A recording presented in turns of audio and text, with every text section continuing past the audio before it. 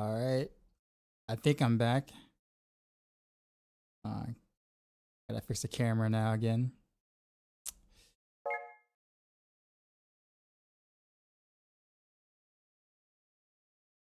The joys of streaming, guys.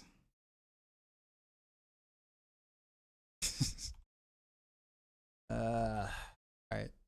40.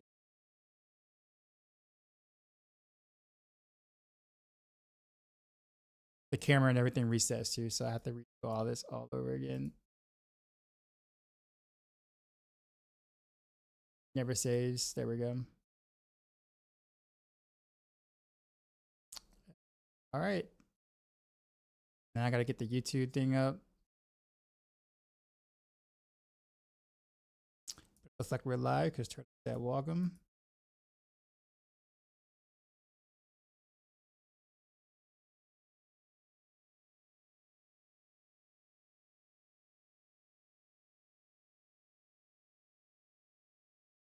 Okay. We're back on tune. All right.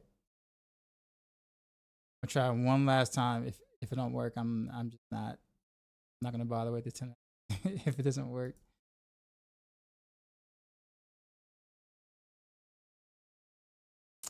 Yep.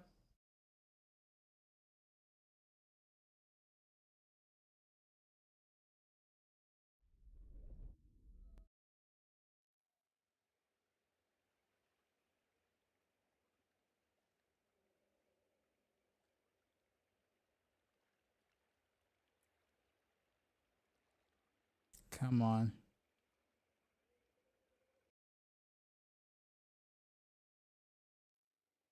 You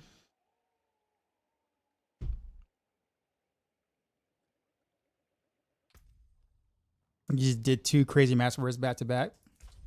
What'd you hit? Got my helmet transmog is so bad too. I need to change that.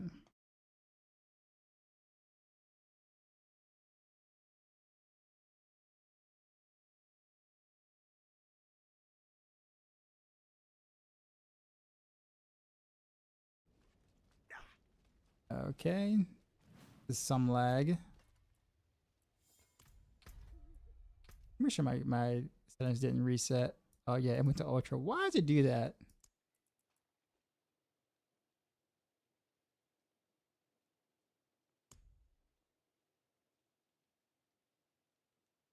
Anytime that I restart my computer, D4 does not save my graphics settings for whatever reason.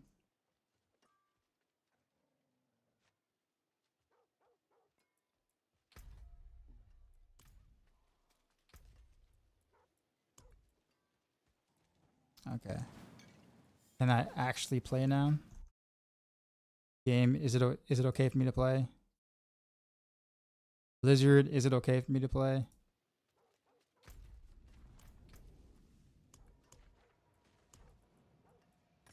All right, Inferno Hordes.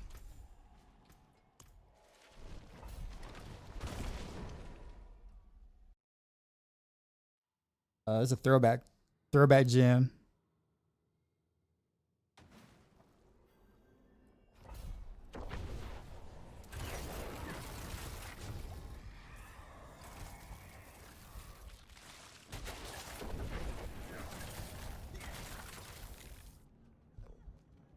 Okay.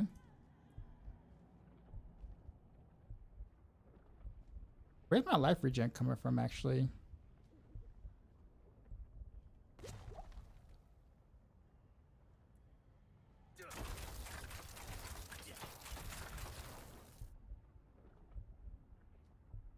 Actually, don't know where it's coming from. But oh well. So here, spires are good now, huh?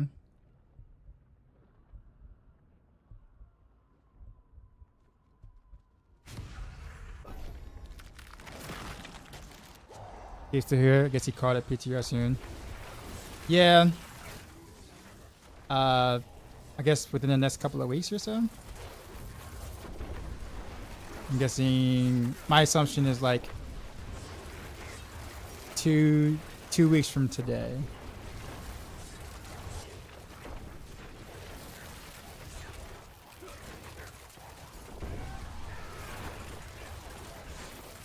mending obscurity for the hills. Do I even have that?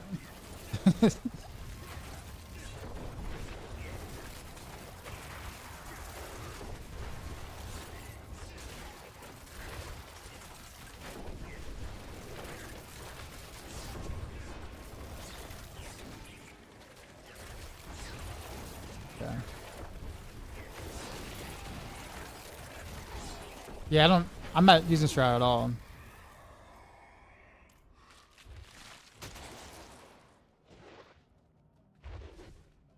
I'm actually looking forward to like to seeing the Shroud.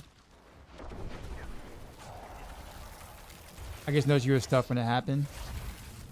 Oh, yeah, actually I forgot what actually gives me stuff.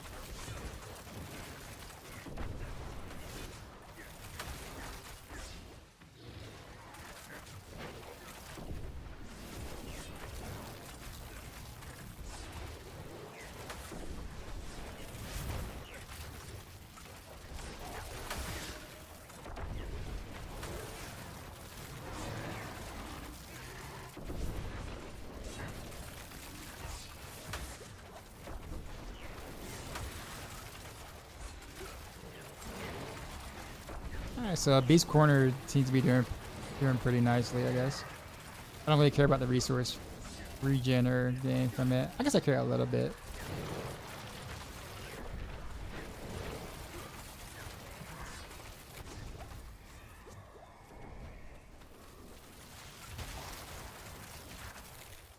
Yeah, I guess I could fire a lot, it feels like, without like draining too much.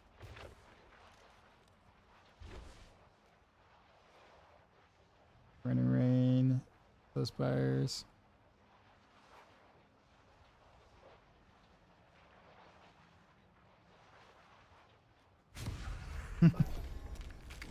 Got some clone grant stuff. Oh yeah, it does do that.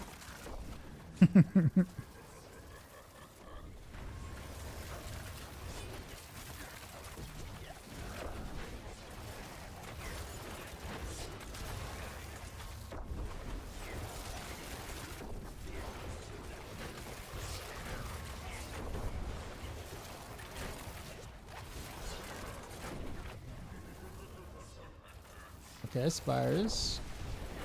Much bigger radius. Feels like.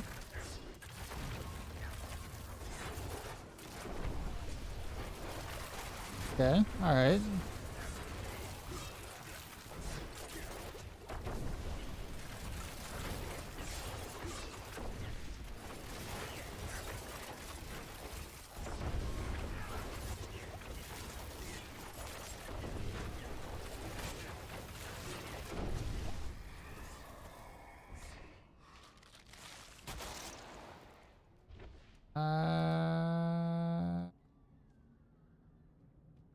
Is ambushing help? Is the Hellborn thing fixed now? Is that worth?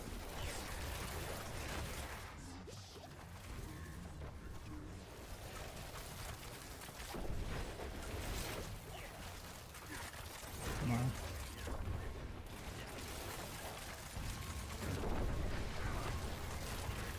Oh, the spire reformed, right?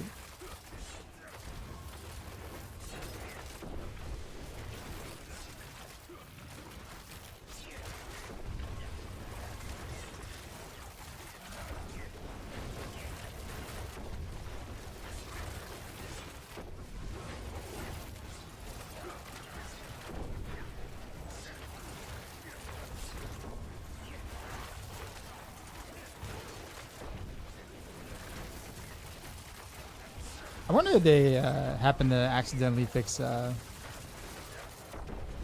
imbuement chaos part, but not mention it. I guess I can find out now. Did this one? All right. Wait for my clone to come back. Nope.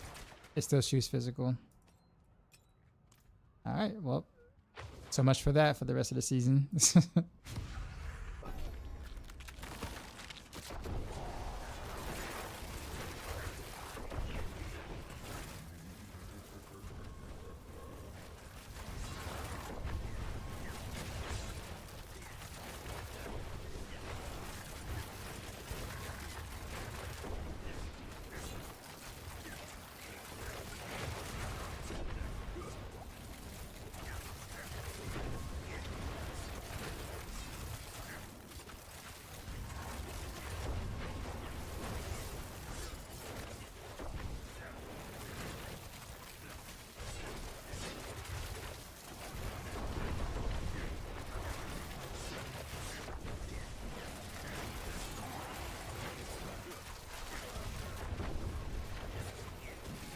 Kind of miss playing Rain Over Arrows and horrors. Hearthstone is not bad in horrors, but just the coverage of Rain feels so good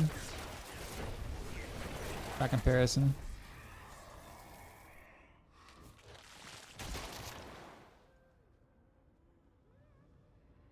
The Art of Wavefire? No. I'm not sure for the rest of the season. The imbuement perk not working correctly. They buffed it, but like the mechanics itself doesn't. It doesn't work on the clone, and like as in like you don't get the imbuements period, which is a pretty big problem for clone-based builds. And Cold Clip still overrides the imbuement power. So if they didn't like, you know, stealth fix it for the season, it's not happening.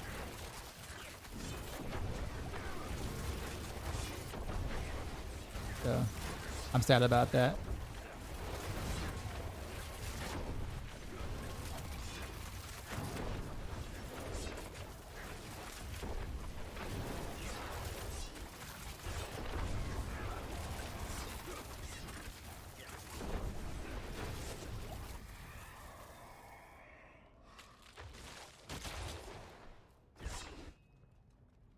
I think I'll do Rain Over Arrows on this next.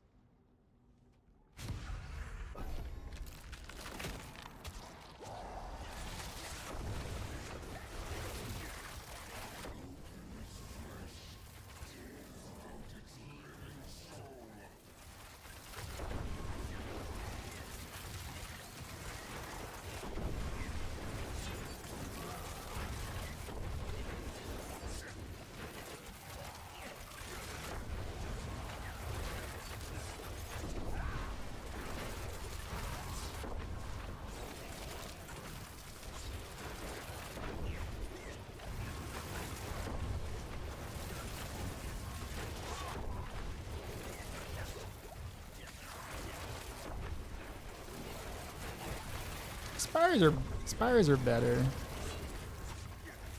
Like they're not great. But it went from me hating them to them being like, alright. Maybe I'd like them more if I juiced them a lot, but like I still have to kind of wait a little bit for them to populate with, you know, with enemies or whatever. So that still kind of feels like,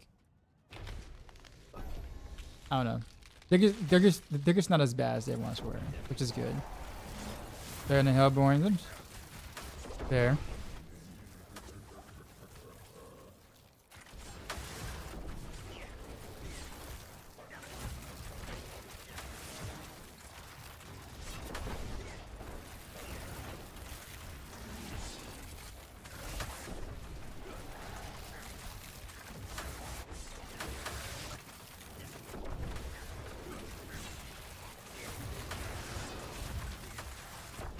This Chaos Rift after kind of saved me. I don't know if I would have had enough Aether to open up the chest at the end.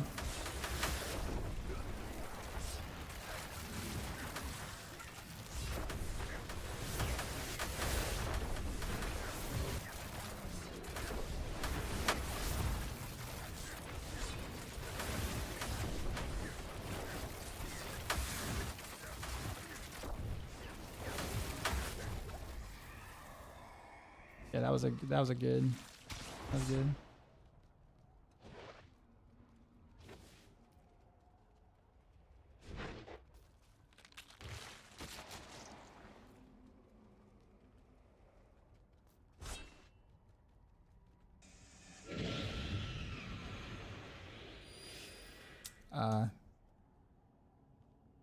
Part of me wants to try the Hungry Spires actually. Or do I do the Aether Fiends? Yeah, we'll do Spires. Is it a bad idea to click a combo point base Orphan Maker build? Well, I mean, that's all you really can do with Orphan Maker. You can't really do Orphan Maker without combo points, really. I mean, you can. Well, I guess with the basic builds you can. Anything core related, you're gonna definitely have to do combo points. You don't have a choice really. Like that weapon was designed for combo point play. Sage, what's going on? Will Williams from YouTube. Okay, what's up, man? What made you come from to Twitch from YouTube?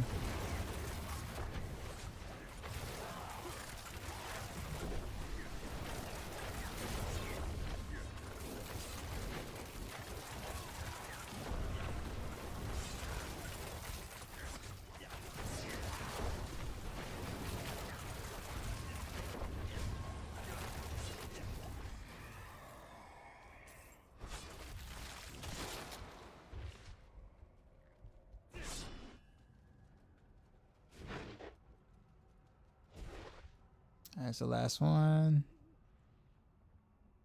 I still don't trust that. Well, you know what? We'll pick it. Let's see if athlete works. How's season been treating me so far? Not bad actually. I actually kind of enjoyed the season. I'm not like, I mean, I went ham for like the first week, and then the second week I've been kind of chill. And that's pretty much how it's going to be for the rest of the season. I played all the builds I wanted to so far. So I've did all my max roll guys. So now I'm at the point where it's like, you know, I'm probably going to like start semi-min-maxing stuff-ish. So actually spin my mats on like proper masterworks, etc.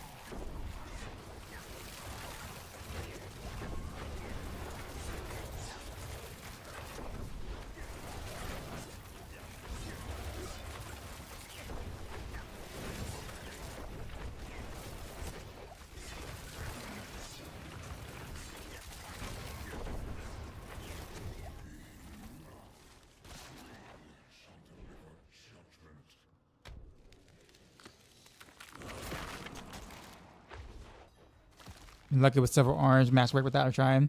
I got lucky with these. This was a one time. I just sent it on the first try. So it hit blue there. I'm like, okay, cool, send it. And then it hit yellow, and I'm like, okay, send it again. And it hit orange. I'm like, all right, done. Same thing with this, but I really don't want the triple to be on the basic attack skills though. Like I actually did not want it to hit there, but it hit there, and I'm just like, you know what? I'm gonna just leave it. But it literally is probably like one of the worst case scenarios I could have had was literally for it to hit there. So I'm gonna reset this at some point. I just didn't feel like doing it. Got a lot of trouble that you weren't aiming for. Yeah. What's another one that I got that wasn't aiming for, or was that it? That actually might be it. Everything else I just kind of yeah. It's like my masterworks are not great. They're just, this one's actually pretty good though. The masterwork there.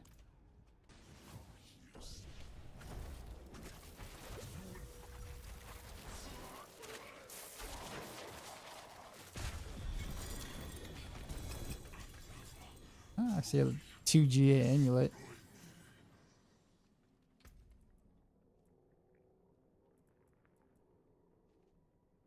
Grasp of Shadows. On the helm again. Alright, what's this amulet?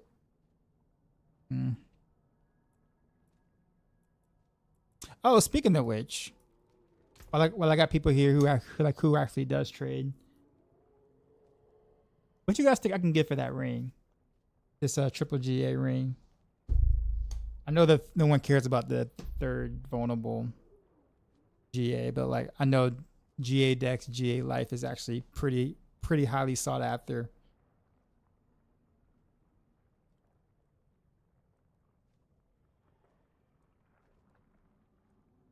Because I'm really not going to use it.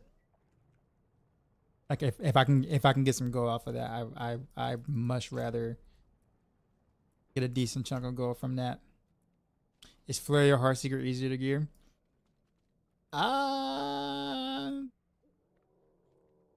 That's a good question. Flurry, I would say Flurry, but there is a time frame. If you get the death mask without a certain other stuff, then you run into uh, some issues. But outside of that, I think Flurry is easier to gear. But Heartseeker is not that far behind in terms of because Heartseeker Heartseeker doesn't care about where the GAs are basically, nor where the actual like what slots the Chaos Armors are in for the most part.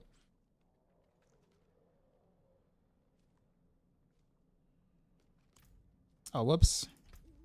I took this instead of the gold chest. Actually, I took this instead of actually opening this chest. Oh man, what am I doing? What am I doing? The ring is like 500 million, give or take. You want to help me sell that, Matthias, and you can get 20%. The deal that you offered me last time for something else that was account bound that I didn't realize was account bound, and you got mad at me and defriended me. Only half of that story is true, by the way, chat. But still. Yeah, post it now. All right. Let me know when you get on, and so I can.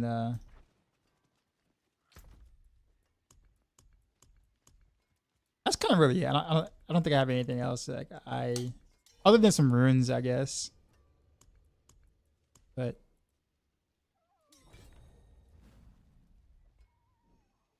what do runes go for nowadays? I guess. Like the important. Oh wait, hold up. Hey, Matthias is. Matthias is so ready. I wasn't even ready. Sorry.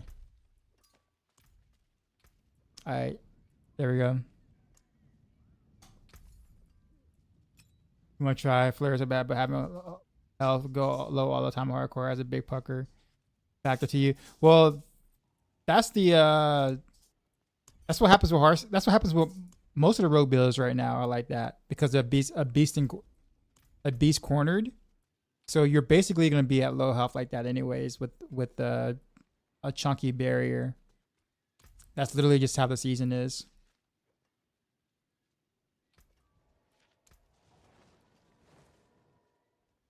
All right, what days, Matthias?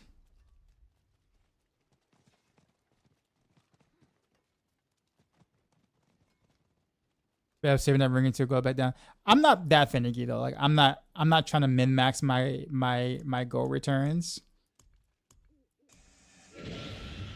Honestly, like I don't play the economy like that. So whatever I can go ahead and get for it, I'm happy for.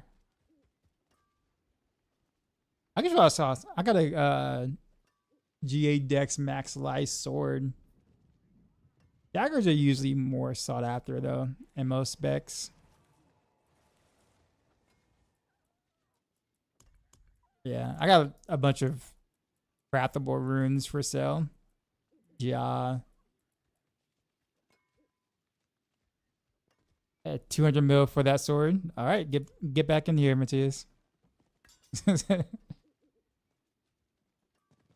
In a week or two, it'll be legendary items on sale for 50 bill. Well, the economy's actually been kind of good this season because unless there's like a duper or some sort, but like if it stays the way it is, we'll actually have a thing.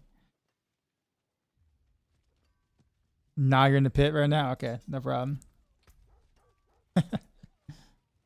Just had your second kid, rip season 10. At least I get to watch you. Well, congratulations, sir.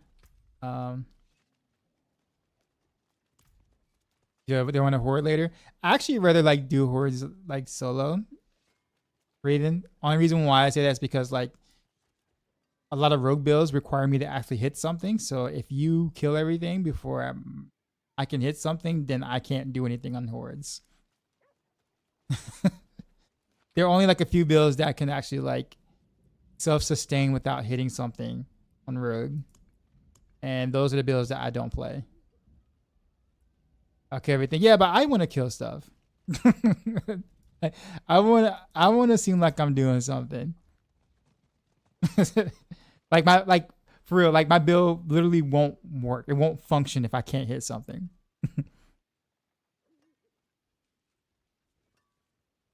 Decoy with the sub.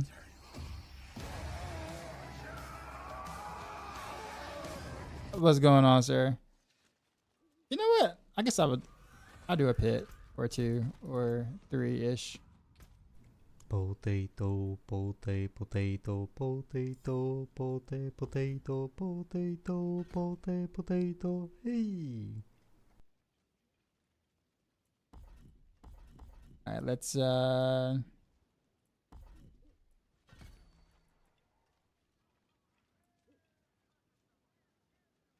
was it cow traps? Yeah.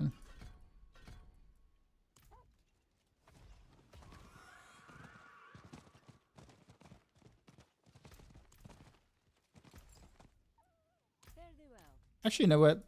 Let's go ahead and do this.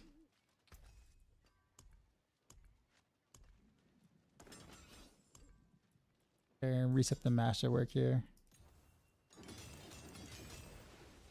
I forge more than horseshoes and nails. What you need? Maximum resource. Kind of want the attack speed if I can get it. This is Battlefield 6 rating room. Up double crit on the basic attack speed. What are we gonna get? Are you kidding me? Okay, I'll okay. Done, I guess.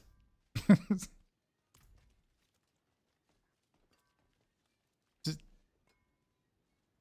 that's definitely streamer client right there.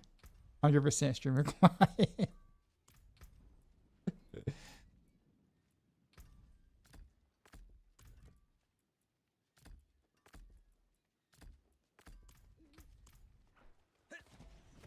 No, I did a goblin run. I couldn't even pick up the A3 faster than it spawned. There was so much.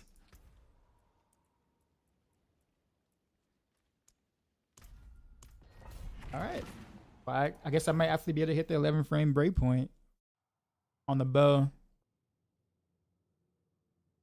Almost never hit it, like every season, because I never get the like proper masterworks.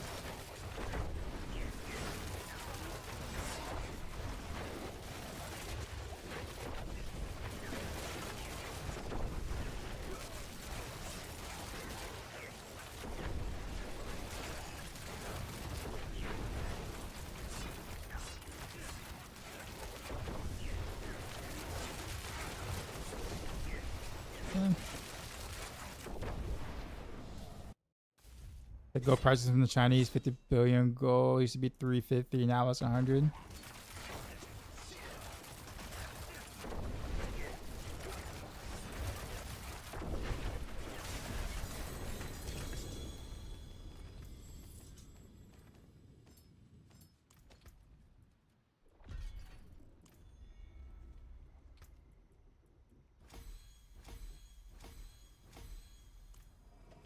I'm on the fence though, Decoy, about Battlefield 6.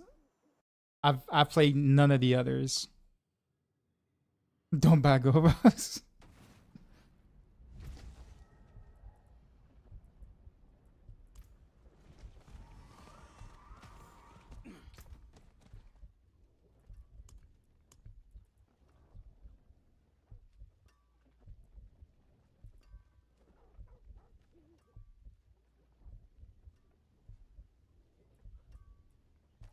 Mystical. Alright, let's do this with the bow now. It was really fun. You had like 4K kills. I just generally don't play games like that, but my brother really wants me to play.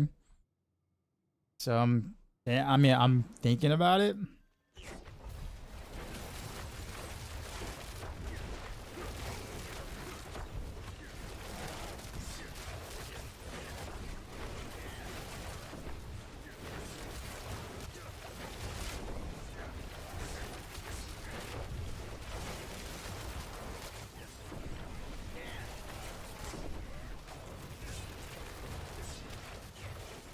I have to be like at like the 12th frame breakpoint is what it feels like.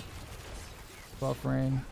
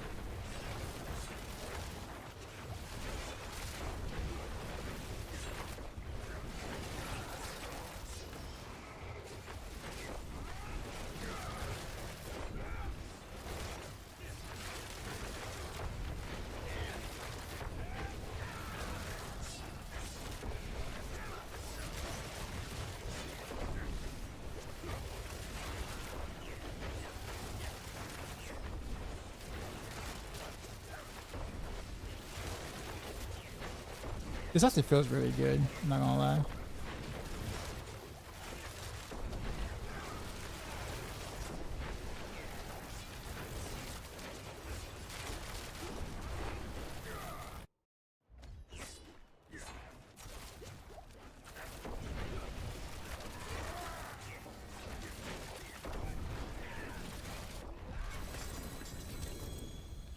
That was a pretty decent run, considering that like I actually killed things along the way and didn't just go elite hunting.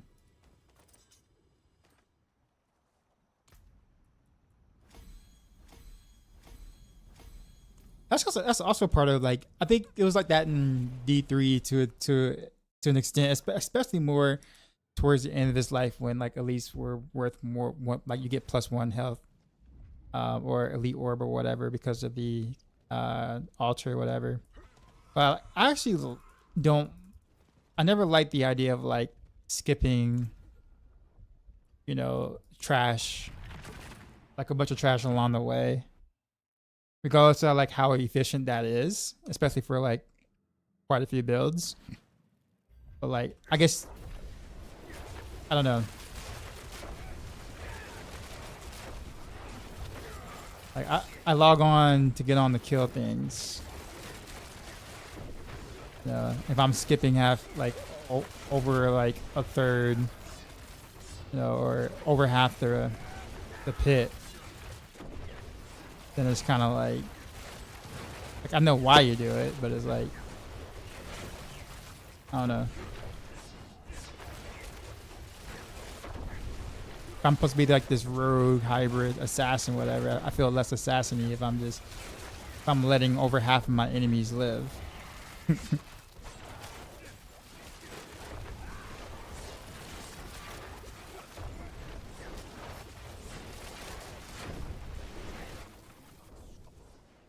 It kind of kills the fantasy a little bit.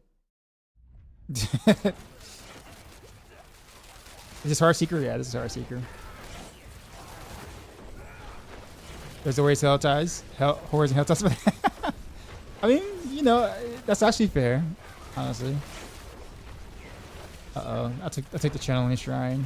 Boo. Oh, no, no, no. I'm still low life without the channeling. Nice. Oh, with channeling. Okay, that must be like a fix or something, or...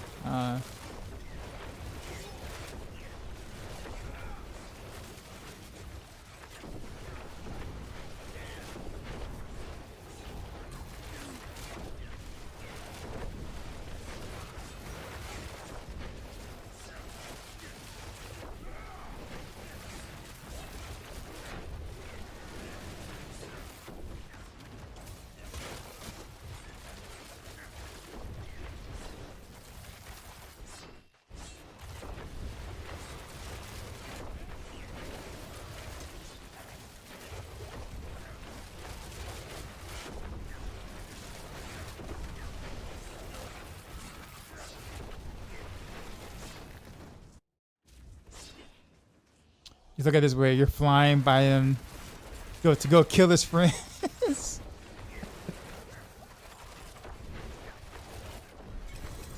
So am I saying they're not good enough?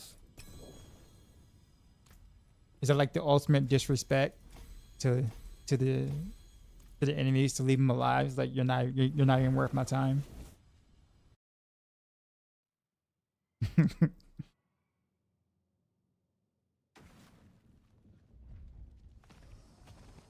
The snare screens were at a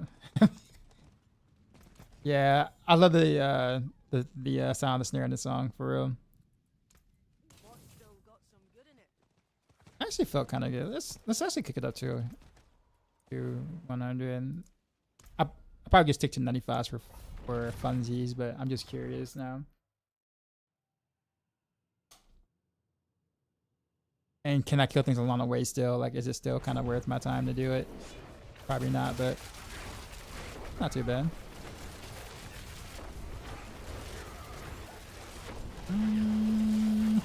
That wasn't too bad.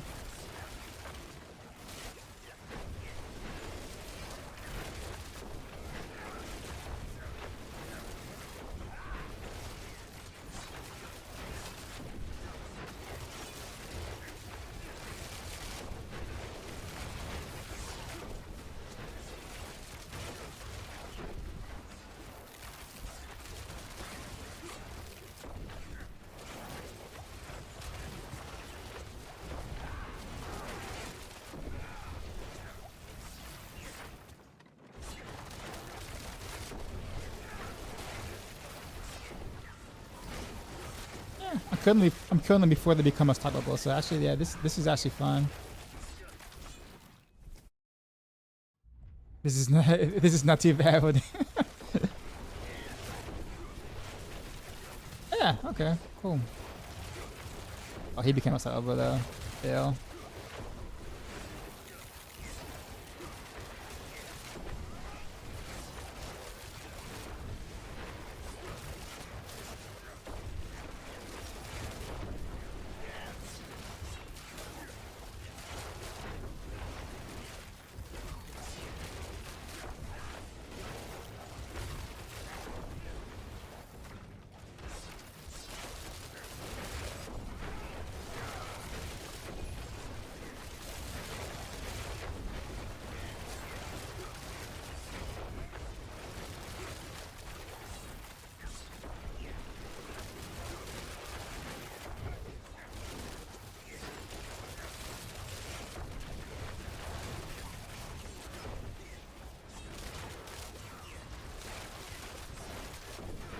No, the armored is gonna make. Oh no, we're good. We're good.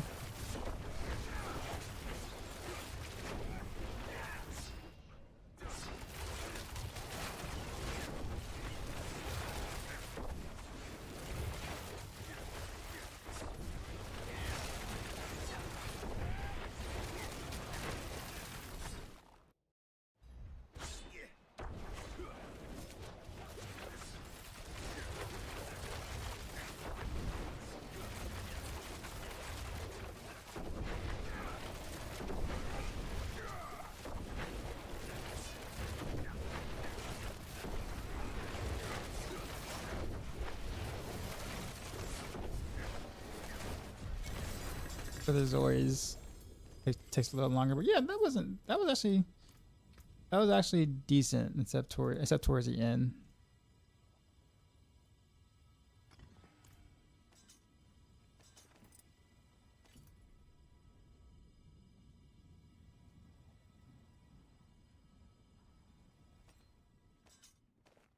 So you changed the pit push reveal to have all that CDR stuff to make it doesn't shoot fast enough to make prep feel good. No, it has nothing to do with that. CDR doesn't do anything for the Orphan Maker mechanic at all. Attack speed does, not CDR. The extra CDR comes is for the unstable perks. Unstable power perk or whatever. I talked about it a little bit in my Heartseeker video back then. I was like, we're still doing research on that. Like the Rogues are still doing research on whether or not like that perk actually works with Pangorgers and the clone or whatever, clone Pangorgers ordeal thing. So if it didn't, then we wouldn't do it. But apparently it does work. So now we are doing it, and then they buffed it. So to where now the clone is supposed to overpower now with that. So it's actually definitely best in slot now. So I had to update the pit push guide to include that.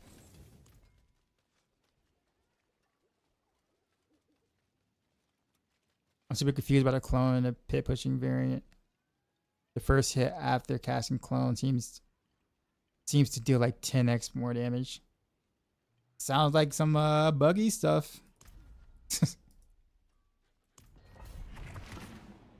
Does Cax work properly? It drains hunger energy when I have hunger 90 total. It doesn't drain 100% for some reason. Cax seems to have, well, I don't know. Unless something changed in the patch or something. It works on my Heartseeker. I drain all my energy when I proc it. I think. I don't know. Actually, that's a good thing. I don't know.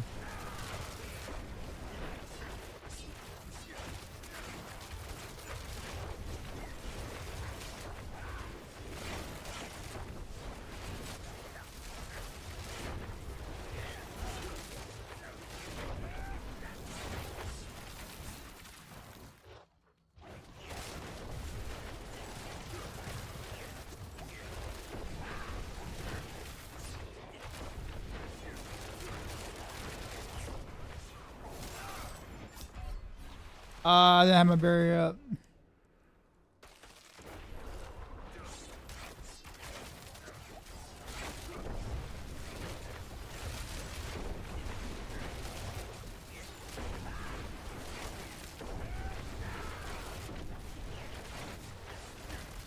It's a bad run.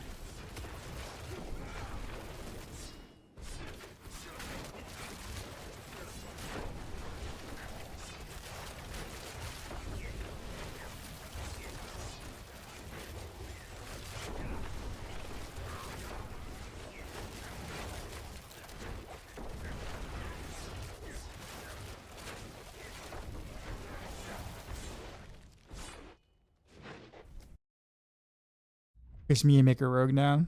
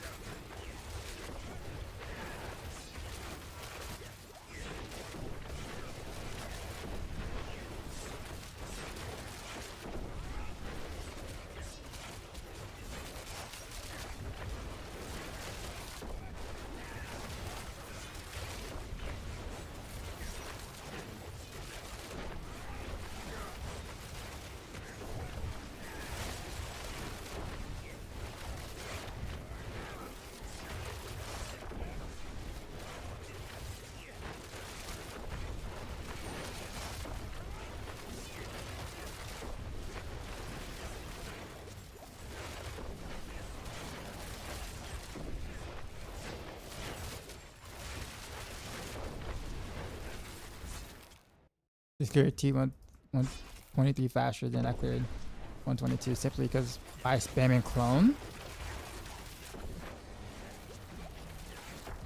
It hits harder when you first cast. Huh.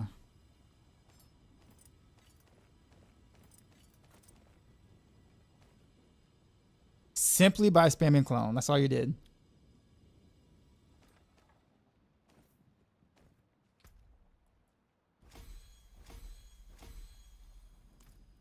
I wonder, because okay, so when you cast clone itself,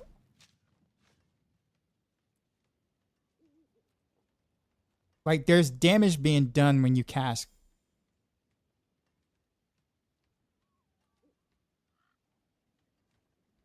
So let me ask you, is it the damage from actually casting clone, or is it the damage on the first hit when clone is cast?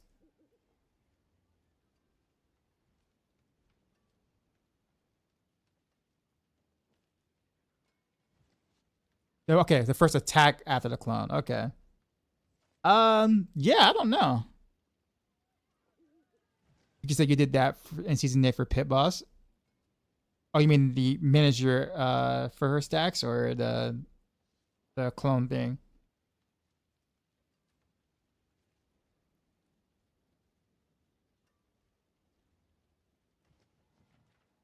I guess why does the first cast deal that much more damage? I guess is the question, See some steel, yeah? right?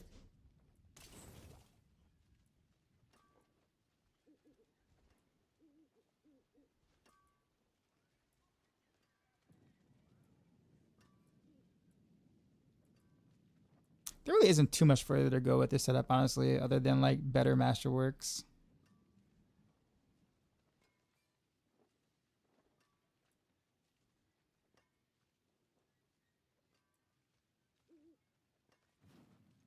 Like, well, considerably better masterworks. I'll put it that way across the board.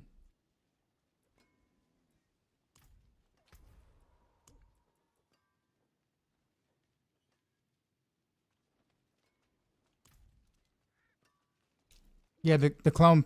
So the clone overpowers only with the perk power though, like the unstable perk, not by itself.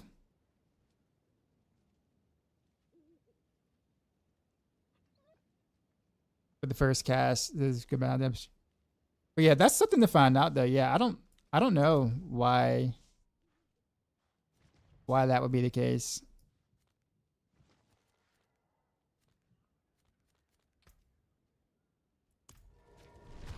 I guess Peaches, since you said you've been doing it since season 8 and haven't told nobody, what's actually happened? I feel like you know more than you letting on.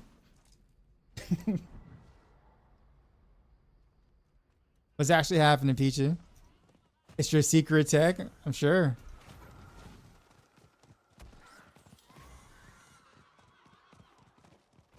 You've been holding out. You've been holding out on us.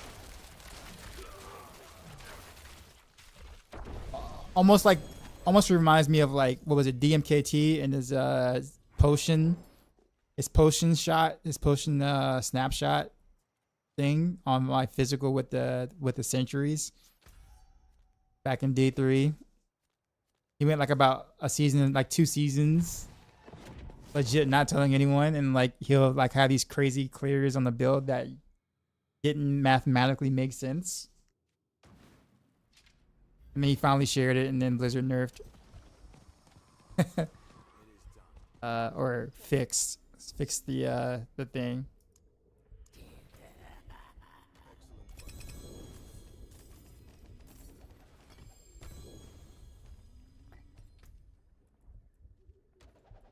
The gift from the tree. Wait, what? Oh, rewards a bonus cash return in Grimfield. Oh, okay. Cool with that. I'm absolutely cool with that.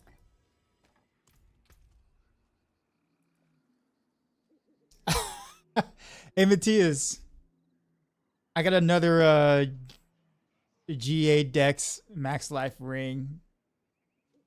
Wanna sell that for me too as well?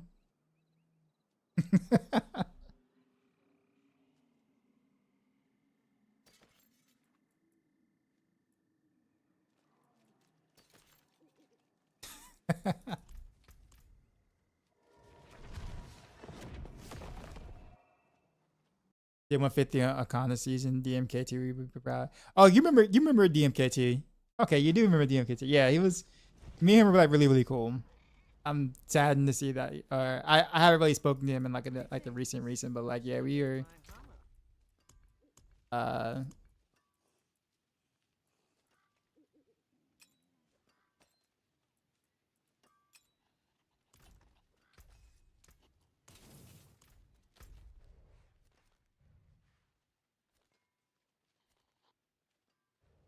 let's go and get this whisperer here.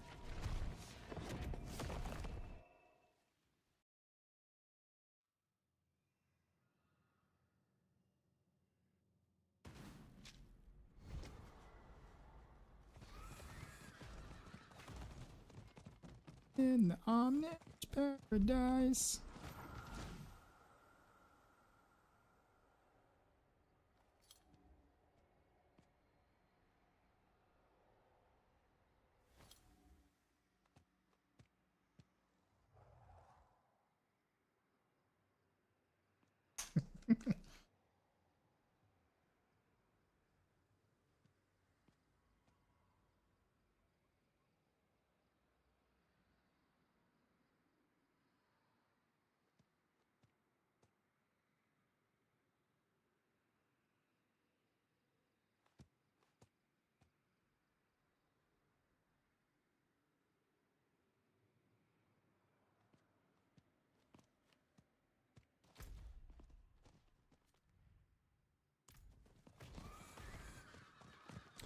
See if yeah,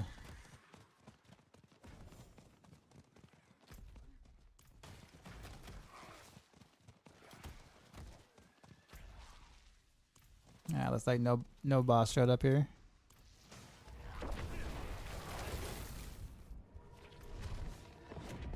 But yeah, I'm actually cool with the speed farming 100s on standard heart seeker. I think that's a good spot to be in.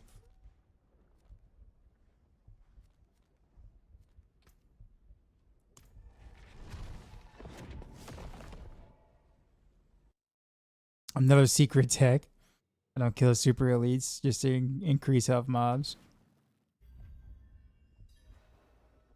But you do kill the regular elites, right? So the regular elites and then increase health mobs and then you move on.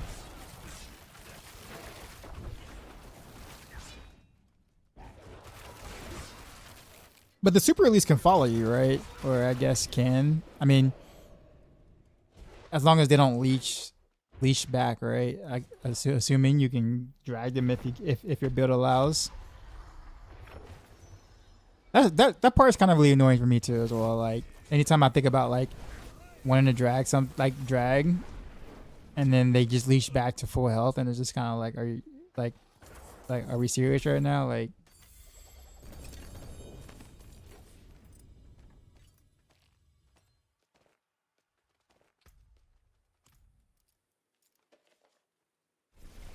Sometimes, but you don't bother.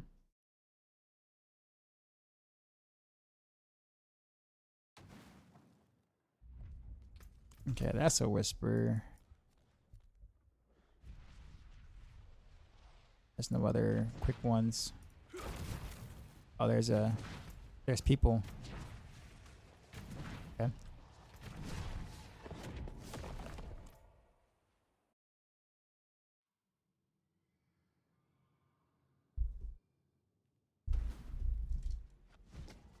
All right, let's play some rain. But I'm gonna do something a little different on rain though, teeny bit different. Let's save this. Trash maker. I don't think I've ever used this variant or the whatever this was. Yeah.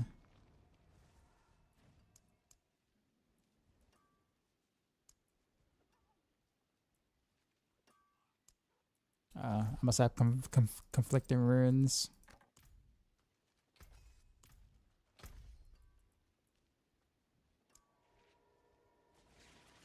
My secret is orange desert map.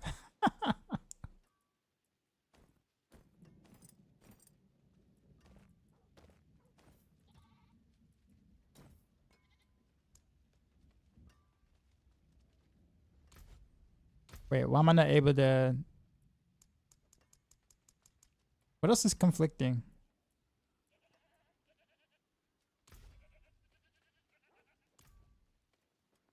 I guess maybe I need to actually like remove the runes. Fashion this into some stars guide you. All right, there we go.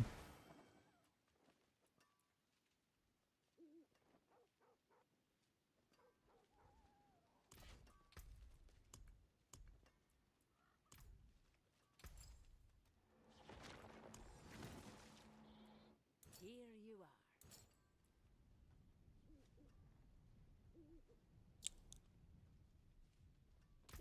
So where the I think I probably can go with this now.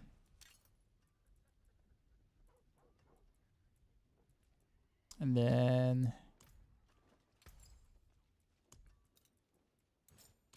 I really think they need to do they need to figure out a slightly better system for the armory. But like I said, I had to do way too much work after like trying to switch something. Like way too much work.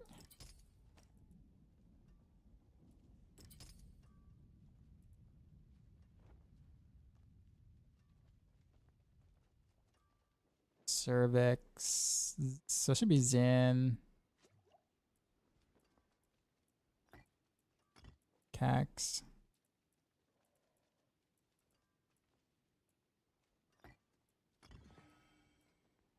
Archon, Sky Hunter. The Fate, Crown of Lucian.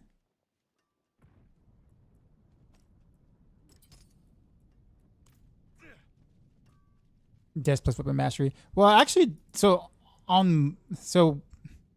mean, weapon. Yeah, I guess it really depends on the build.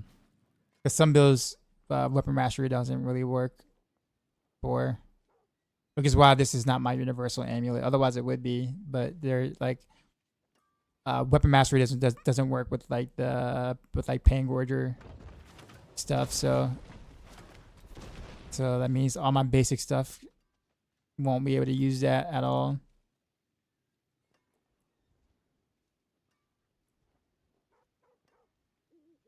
Is it Fleur the only one that benefits off of Western Mastery?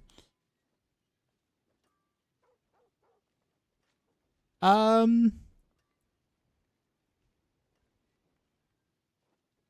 wouldn't say only Flurry. I mean, if I'm not mistaken, I think Shadow Clone still does.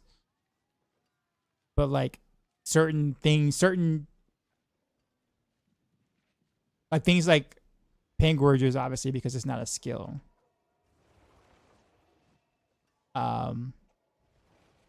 Unless I'm mistaken, I think Clone does itself, but the Shadow Grasp clone does not.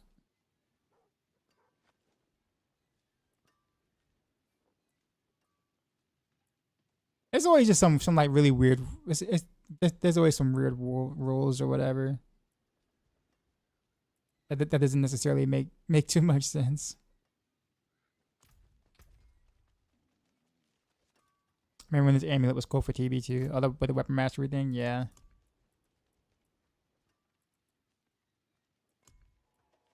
See, I have to spend so much, like, I want to play Random Heroes right now, and I have to spend so much time having to, like, you know, go over my stuff, make sure the stuff actually hit the right slot, make sure that the Paragon board, swap the way it should have, make sure I got the right aspects on,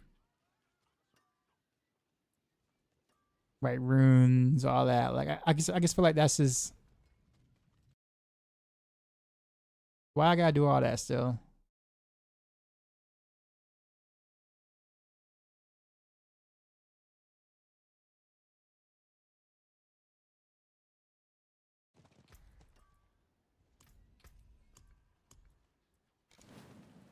Yeah, I know I'm missing something.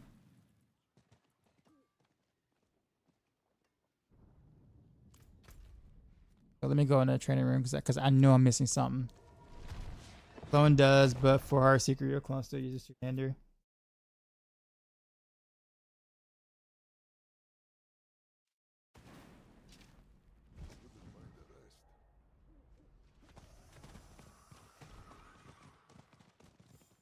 How's the update?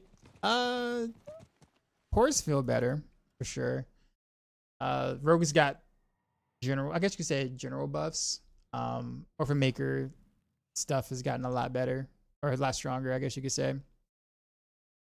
But I guess you could say small wins, small W's across the board for Rogue, but nothing like, I won't say nothing major. Like I said, the Orphan Maker stuff with the Shadow Clones, big. Hit and run is really big for Death Trap, for speed farming. So, but patch itself,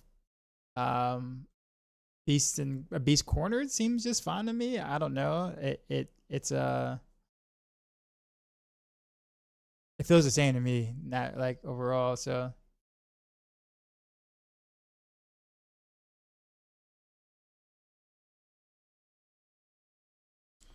there's some Rogue build good for pit rush now. Well, I mean the Orphan Maker Rogue, the Orphan Maker basic attack shotgun Rogue build is Rogue's strongest pit pusher. Mahel with the gift. Thank you, sir. You had to do that, but it's good.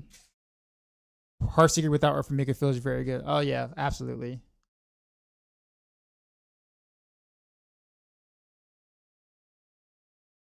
Yeah. With that being said, I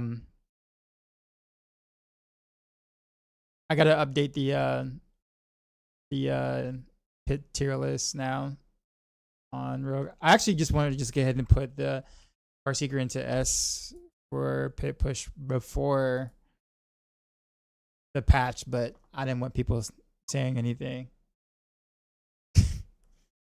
So I was gonna leave it alone. But after I saw the patch, I'm like, yeah, that's now I guess S tier.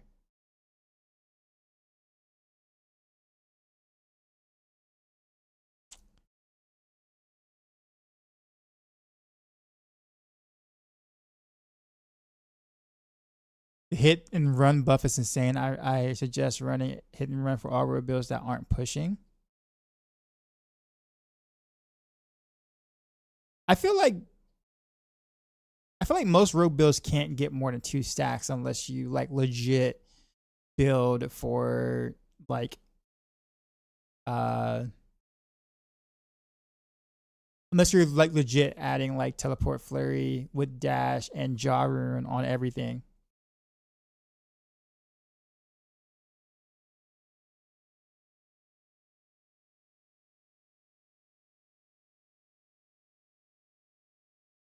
Yeah, I figured jaw was in there.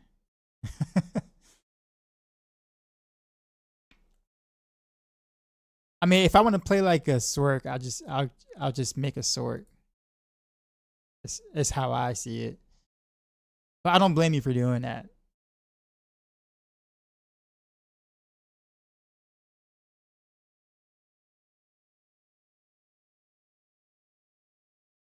But yeah, like when I see that on other builds outside of Death Trap, it just makes me look like it makes it look like a wannabe Sork. And it's just kind of like if I'm gonna be like that, like legit, I might as well just make a Sork and do that. If I'm trying to have that kind of gameplay, the Sork just does it better regardless. Unless you're playing Death Trap, then Death Trap just does it just does everything better. I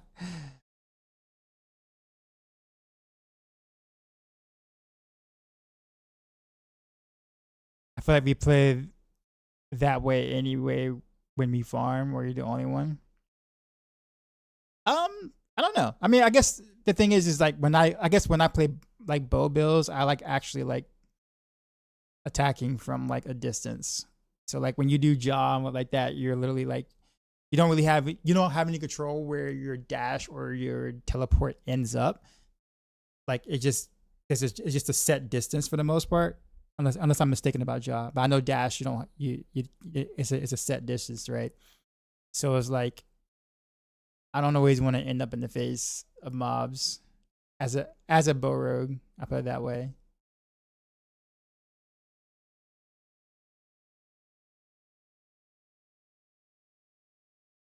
Personally, because then now the archetype is ruined for me. So like again, like if I'm gonna play like that, I might as well make a sword that fits the that actually fits the archetype and does it way better.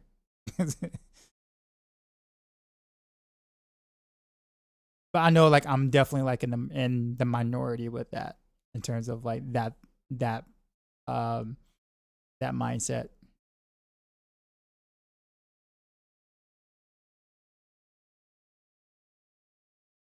But at the same time, I do play like when I play the game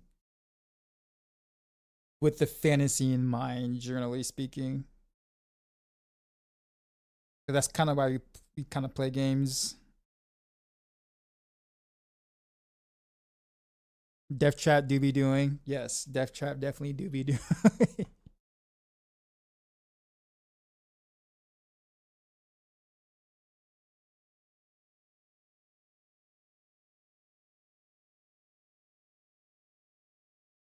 Current level was struggling with squishiness. Is this a rogue thing? Am I destined to get one tap forever?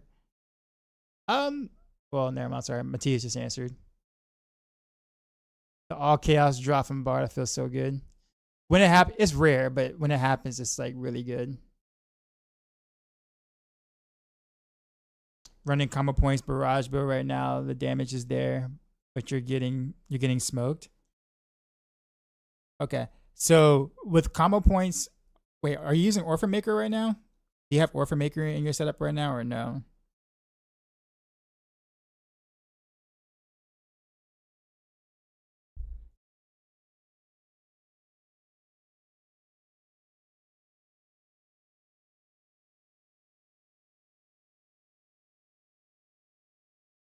So you're not alone. I play rogue class exactly because of bow distance shooting. Yeah, so like here's my thought. And like maybe I'm just crazy when I think about this, but like I put it this way. Imagine going to a gun range, right? For those who like, and not trying to make it controversial or something like that, but just hear me out, hypothetical, right? Imagine going to a gun range, right? And then like bringing like Immortalize rated my stream with Oh, never mind. I gotta 126 wait. viewers. but I gotta We raid. just got raided, son. Immortalize with the raid. You know how we do. What up, sir? Drop my new beat for these new viewers.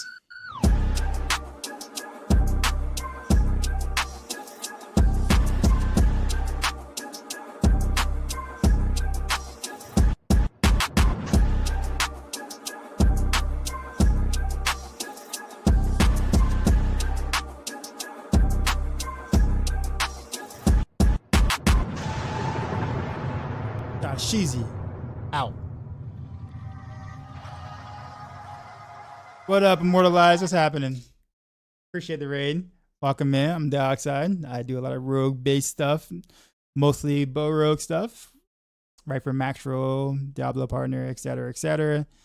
But appreciate you coming in. We were just talking about I guess fantasy stuff. Forgot where I was at. Oh yeah, so imagine being at like a gun range, right? And you got your gun, you got your bullets, right? And like you're shooting at the target or whatever. Or the idea is for you to obviously shoot the target and try to, get bullseye or, whatever the target is at that gun range for you, right? But then all of a sudden someone's like, you know what? That's not efficient enough. Let me go grab my knife and stab the target right at that spot every single time. So instead of going to the gun range to actually shoot your gun, because that's what you go there for, you pull out your knife and then you go stab the poster at the target. Sure, it's more efficient, but that isn't why you went to the gun range to begin with. What's the point of having a gun and going to the gun range if you're going to literally pull out your knife and just stab and you stab him at the head? you know what I'm saying? So like, I guess that's my mindset. Like if I'm gonna go to a gun range, I'm gonna use my gun to shoot the target, even if it's not as efficient as walking up to the poster to stab with a knife. Like if I want to do that, why not go do combat or something like that that specializes in close range combat somewhere else? You see what I'm saying? Like I might as well just do that if I'm going to play like that, if I'm going to do it like that. So that's kind of my mindset. So like when I'm thinking bow rogue or whatnot, like if I'm playing bow rogue, sure, I could throw in jaw, I could throw in some other stuff and get into their face and range and stuff like that and teleport around. But if I'm going to do that, I might as well just play a sword, because the sword does it better. Like it does exactly that, but better. But like I said, maybe I'm ultra weird and thinking about it like that, but like I get it. Like I get why you would want to do that thing, but I don't know. I can't convince myself to do that.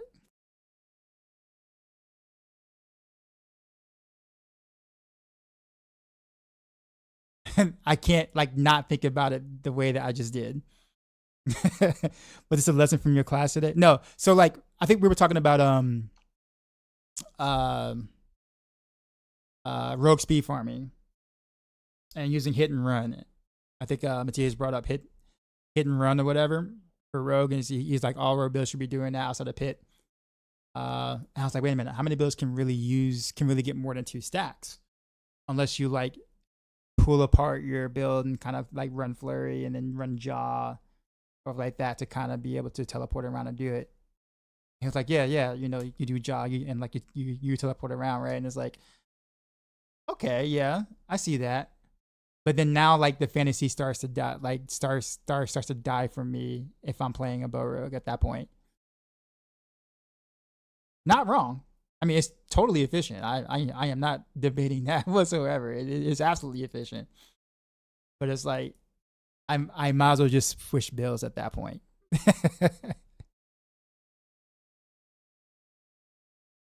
Or classes. These rose changes actually good. Yeah.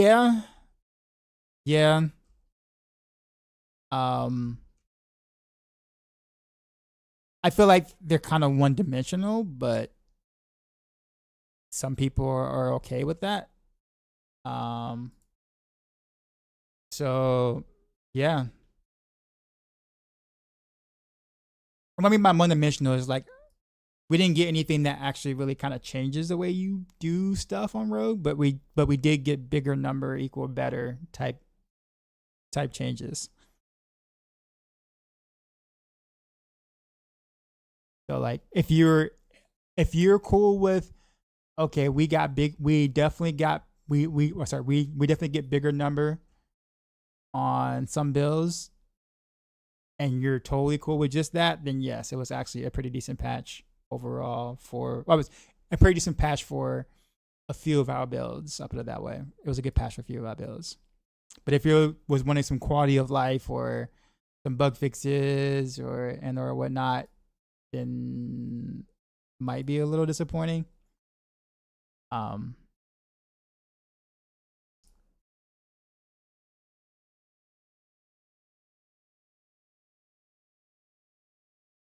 New Pit 100 record was set today with Rogue today, 42nd. Yeah, hit and run got buffed, so DT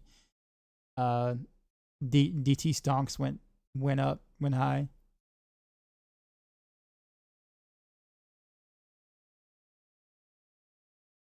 Best rogue build this season other than Death Trap? Depends on the content. I'm assuming you're talking about pit pushing it. If that's the case, then Orphan Maker dual basic attack. Is that for anything outside of pit pushing? It'd probably be Death Trap. Would be Death Trap is the most efficient rogue build outside of pit pushing.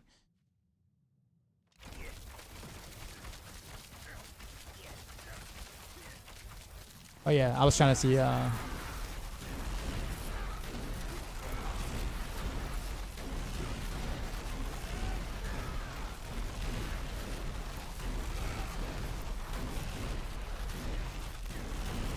Okay. All right, so that kind of does work.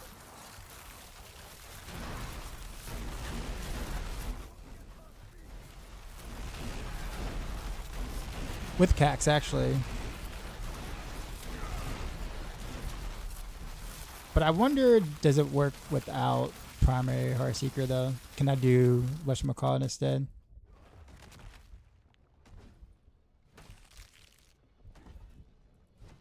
Let's find out.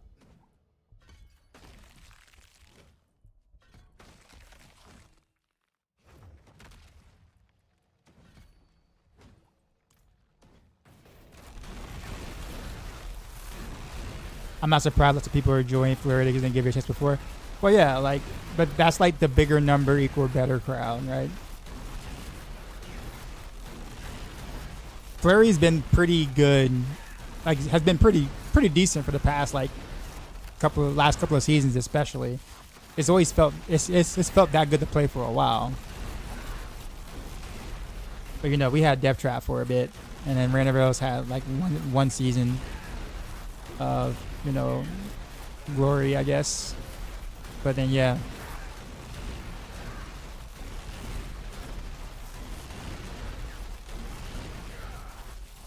Nah, man, it's about bigger number equal better. And if the gameplay of it is like complete ass, it doesn't matter. As long as I need, as long as there's enough zeros to fill all 3 monitors that I got, it's all good. That's what make build good. More zeros.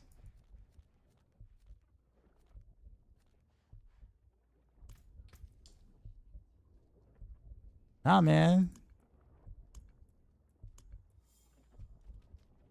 But it is a mindset though. Like when you think about it, what up, Breakpoint? If you think about it, like if you really think about it in the sense of like, actually let's do hordes. Like, we all kind of fall into that trap a little bit, to a certain extent, right? Like, some people like some of us will value gameplay and feel over just the amount of zeros it can create, right? But there is a certain point to where you do want to feel like your character is, you know, pretty strong, right? And you can easily see this by like doing a random experiment. Like, if we just remove the pit tier number, like if Blizzard just removed the random pit tier number and just gave you a random difficulty in pit, and then gave you a build and then play it, right? If you were speeding through it, you know, you might go, yo, this is actually like really, really cool, really good. And then Blizzard reveals, oh, that was a pit 30. And then you're like, oh, you know, damage numbers off and everything like that. You'd be like, oh, I'm not that interested in this build anymore if I only did a pit 30 with it. But if you didn't know it was pit tier 30, you were fine with it because you were still, you were killing things, you know, quickly. But once you found out the number of that pit, it's like, oh, no, man, no, I can't roll with that, you know what I mean? So there's going to be a little bit of like inherent bias with that. And it's just because we do want to feel strong, but at the same exact time, some builds do get overlooked that do feel nice and whatnot, just because they're not, either they're not showing up on the third-party leaderboards, or just had a history of being pretty bad for a long time. I think Flurry's been in that camp for a bit. Like the first 5 seasons roughly.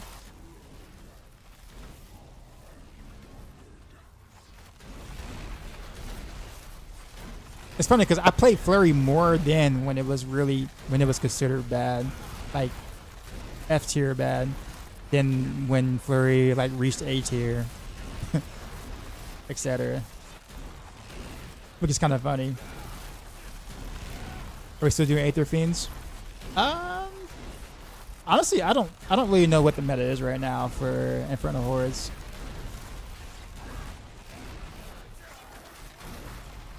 I guess pick what I find fun.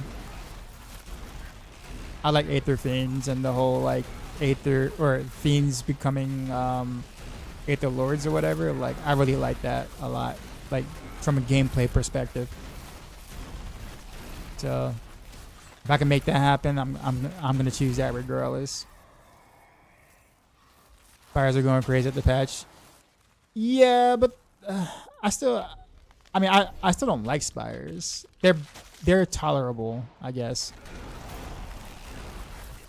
But like I'll pick it if the other options are not enjoyable.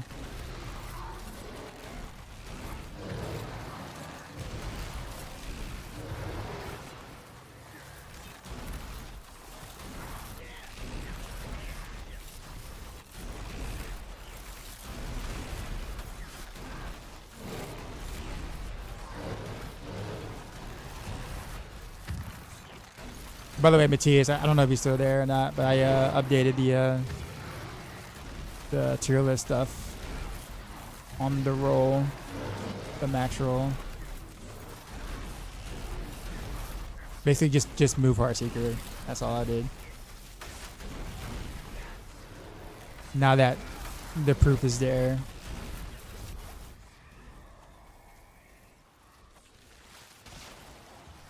I invest in chaos waves. My man. That's what I'm talking about.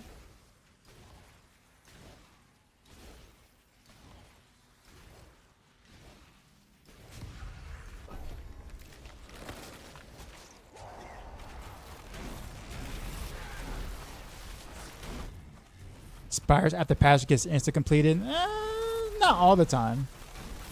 There are still some that, you know, takes a little while before something spawns in them. Sometimes it's quick. Sometimes you are still waiting like 3 or 4 seconds or whatever. It just depends. Enough enemies spawn. Yeah, but like the enemies have to spawn. Like right now, see right here. See, there you go. That took like 4 or 5 seconds for me to like kill. It's not always like that, but it is like that sometimes, and it makes you go like, bro, like right here is fine. This is fine, right? This is gone.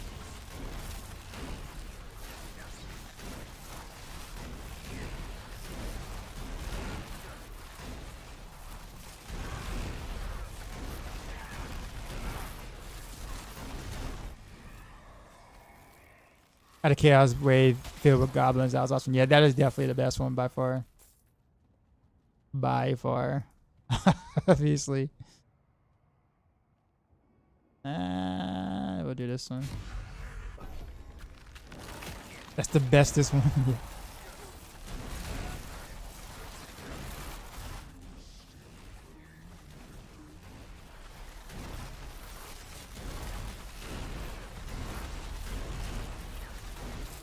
So like this actually feels like the whole like precision rain, but Shroud actually feels a bit better now that I got a better breakpoint for my Heartseeker. I don't feel nearly as slow or as sluggish as I did before critting on the attack speed.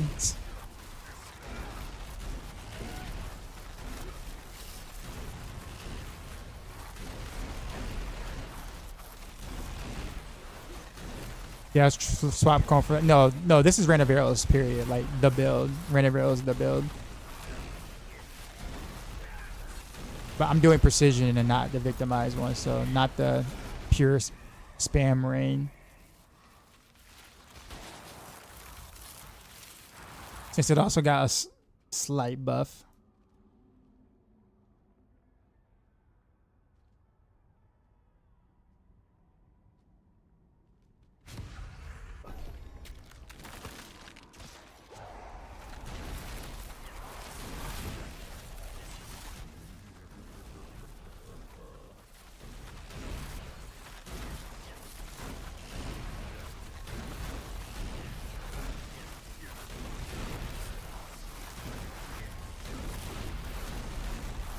Come on, enemies. There we go.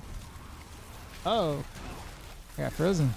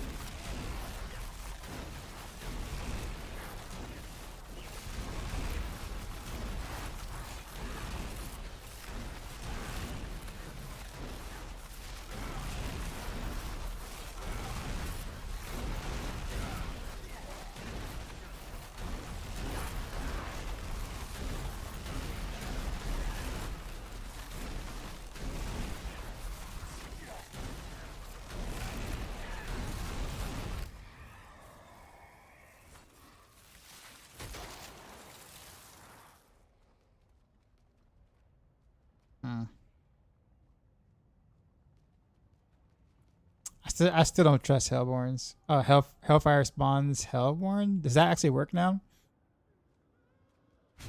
I guess we'll find out.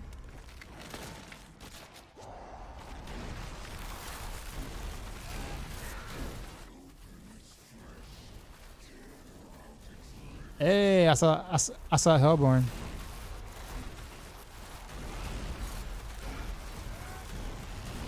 Corpse is going on.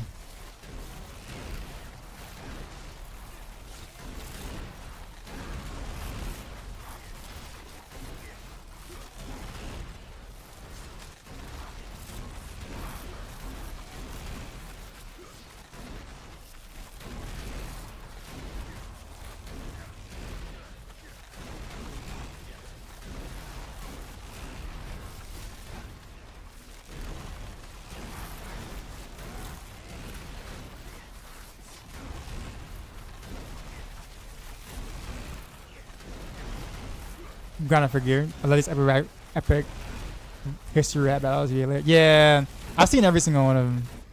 I've watched quite a few of them like multiple times. Finally, when I get like the good one, Chaos Offering happens.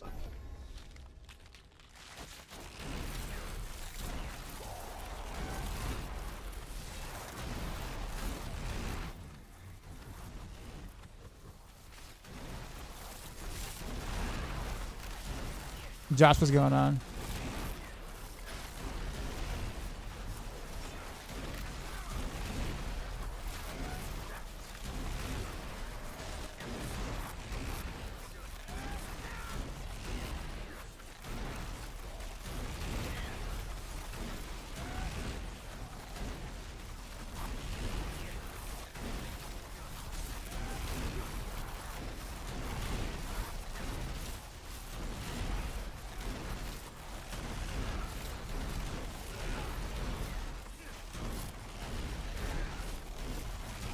Actually, I might play the precision setup actually more often now, just because now having that more attack speed actually makes a massive difference on the precision setup.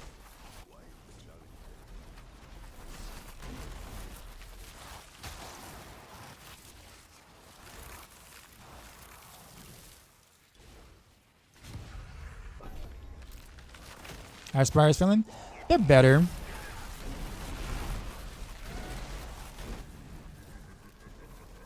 They're more rewarding. But yeah, they're better. They're better now.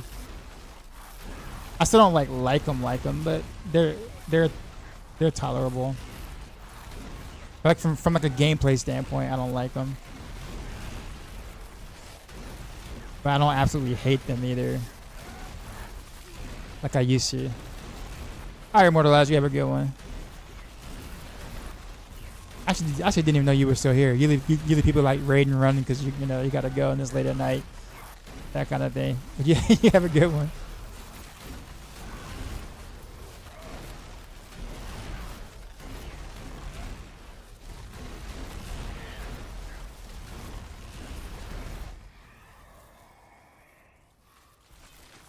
Particle, what's happening, sir?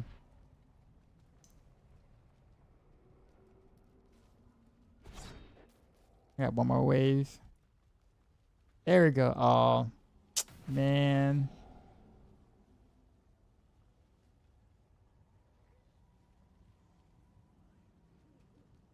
We're gonna do this one. I think I have the whatchamacallit to make that worth. I think.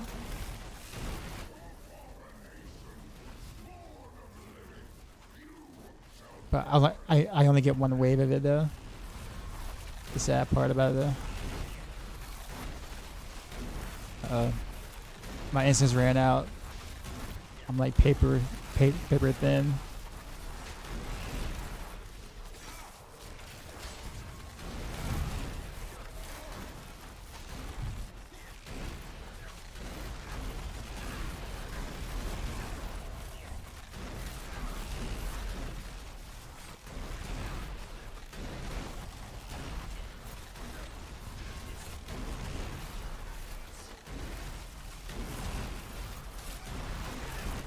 I should have chosen the butcher actually. Not think about it.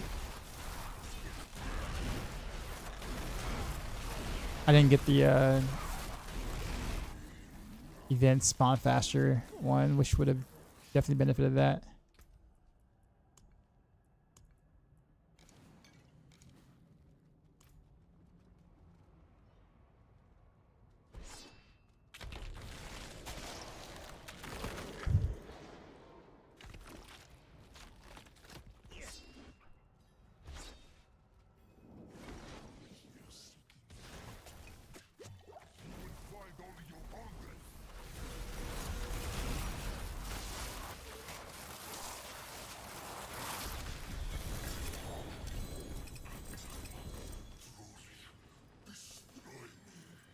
Oh, that was a whisper? Nice.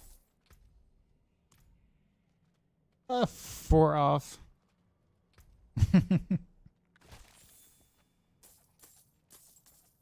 Hidden run feels so nice now with the buff. You playing DT or? Oh man, this is actually a good Fist of Fate.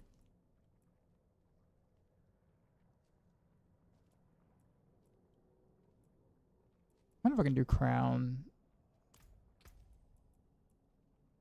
I mean, I guess if it doesn't technically matter. Well, actually, it does. Might be able to get one more breakpoint on my heart seeker because of the GA on the attack speed.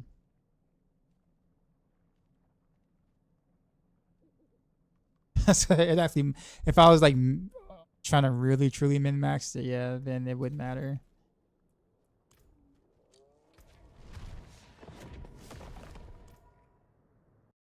Dance of Knives. Okay, how many stats can you get with Dance of Knives now? Well, it's isn't it still like, well, I guess it depends on what version you're playing.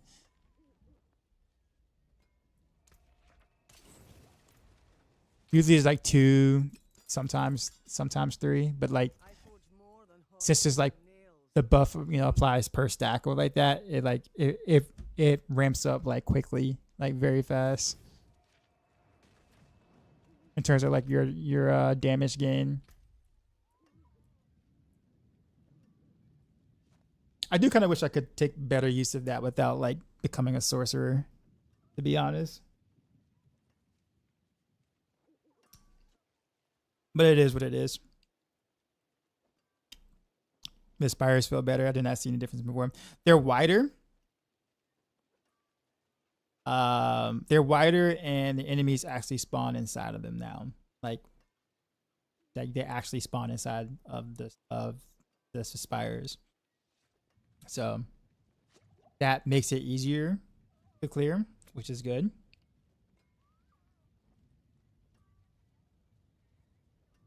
I wouldn't say that they're significantly better, but I feel like, I personally feel like they're tolerable now. As in, like, you know, like I don't mind them, whereas before I hated them. So I think for me that's a plus, but yeah.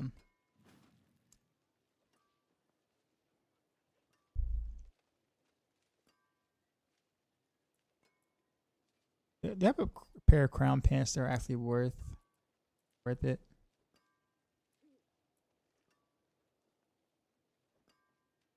Actually do. Okay, so crown pants.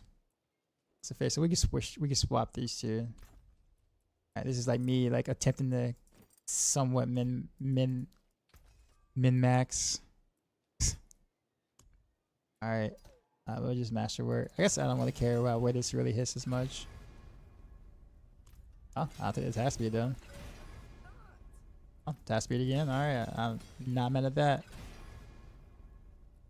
Triple crit on the attack speed.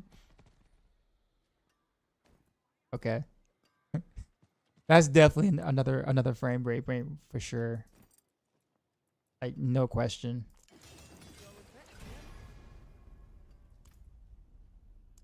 I don't really care where this ends up. Okay.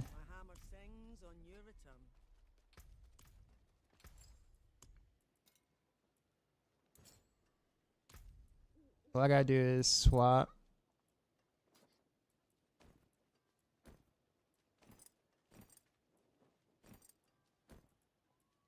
Yeah. This is this is an upgrade. It's the exact same chaos armors, but where the GAs rolled and stuff like that. Definitely an upgrade for what I was doing. Hold on to these still, of course. Save.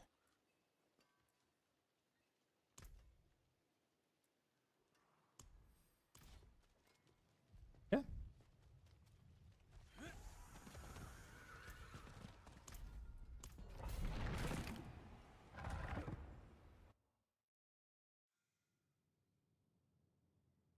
Are you guys already aware of the changes coming in the next PTR? Some of the changes were discussed in the one big meeting that some of the partners had. So when it comes to the masterworking, tempering stuff, I know exactly what they're doing with that. I just can't talk about it, of course.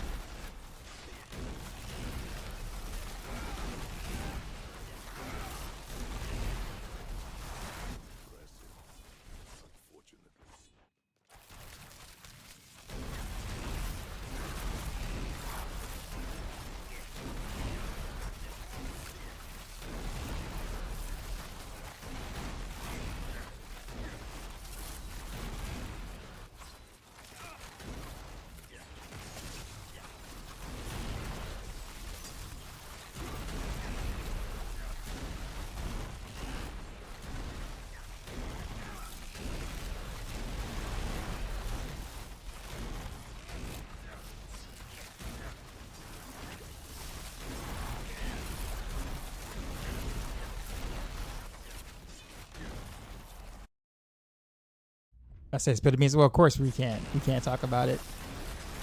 We're under NDA, so otherwise I wouldn't mind saying stuff. But I would definitely say that the upcoming changes are about as big, if not bigger, than like what we experienced in season 4.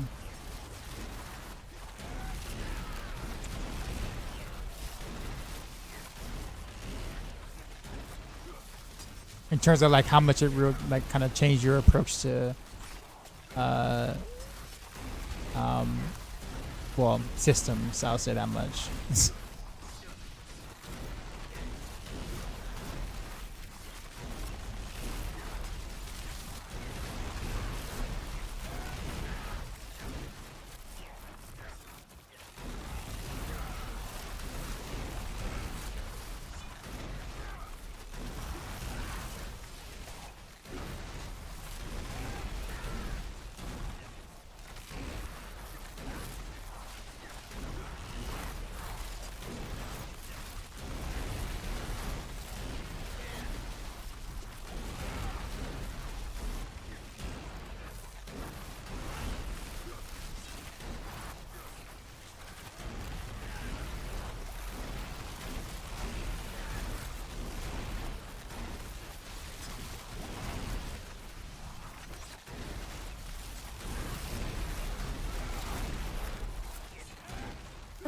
This actually feels kind of fine. I'm just poking fun.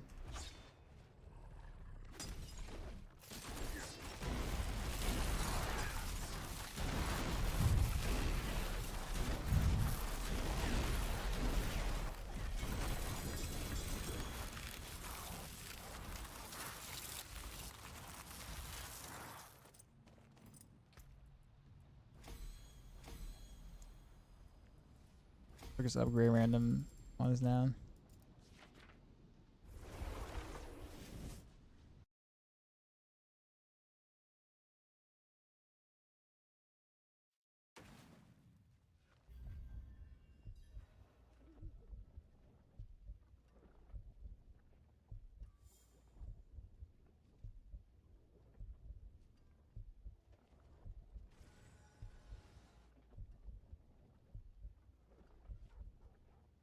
Alright, let's go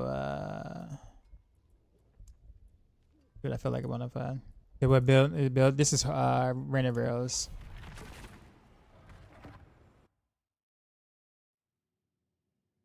Don't look at the Heartseekers. This is rain, at least for now, until I switch.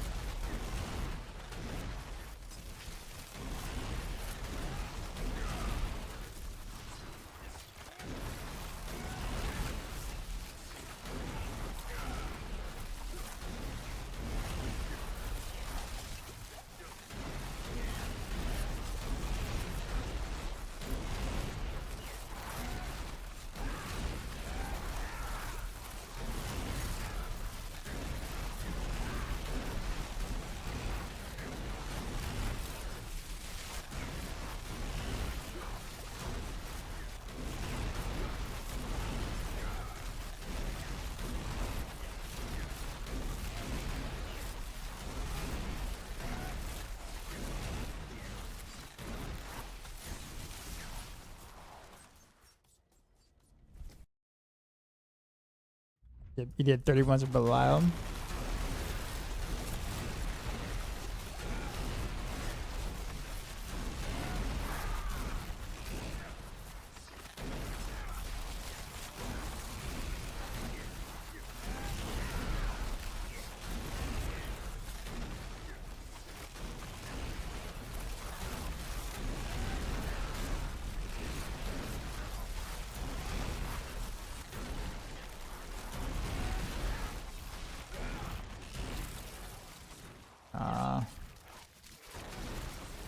Wrong way.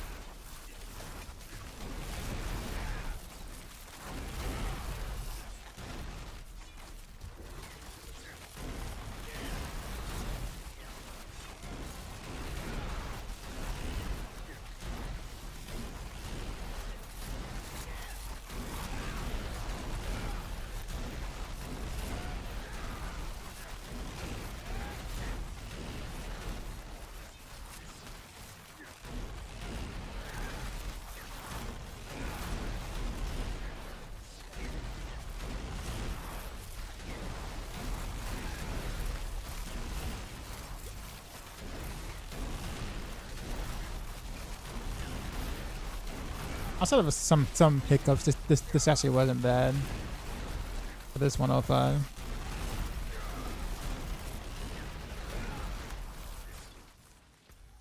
Considering.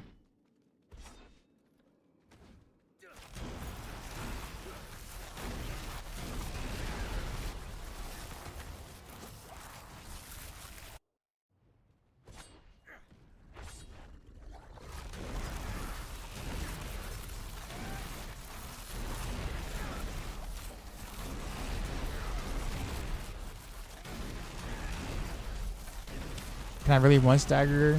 Oh, I was gonna say one stagger the 105 boss.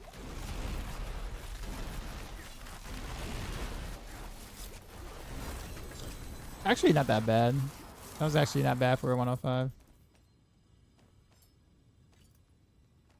think I'm gonna just leave it at that. But actually, I guess I would prefer this over the victimized variant now. Now that I got the attack speed to make it feel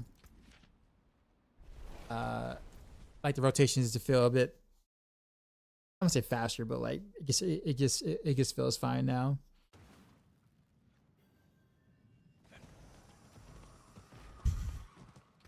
Oh, Ava Nash. Also, they did mention something about combat. Like that's a little new. I don't remember.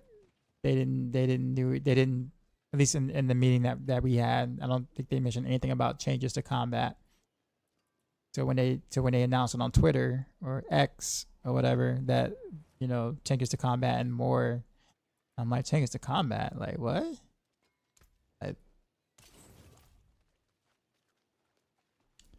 did they up the spawn rate of mythic chaos rifts? You got 2 day and tournament run in chaos nightmare dungeon. I haven't done a single one, so I have no idea. It kind of neat if it did, but yeah, I wouldn't know.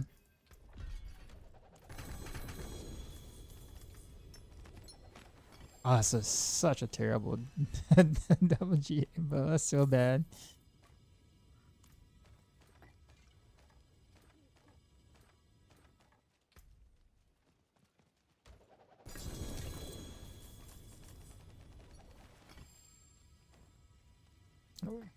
Whispers are feeling like a definitely a better source of gold now because you get the double cache, I guess. Both caches contain gold. What's still got some good in it? And then the boss whisper.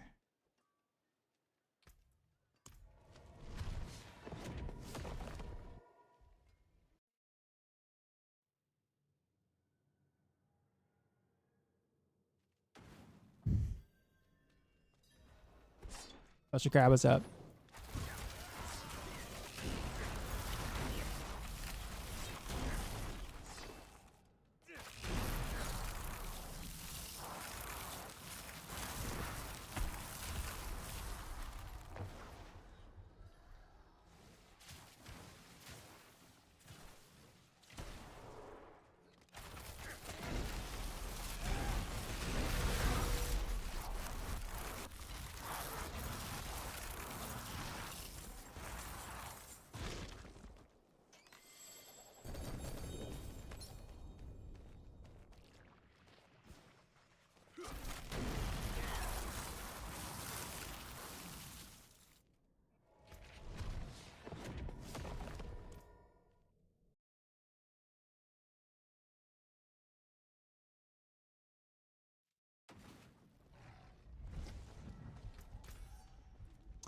Any other quick whispers? Yeah, nope. That is it.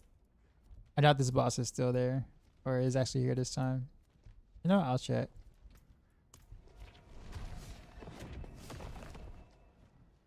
But I was strange reason that whisper that doesn't go away. Even if the boss is not there.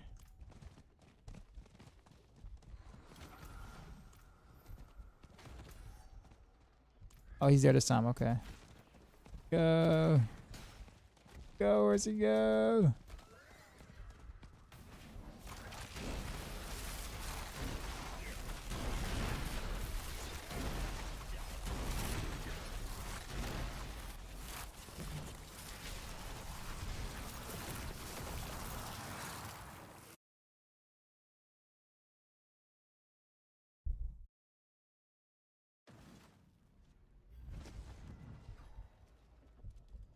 It is done.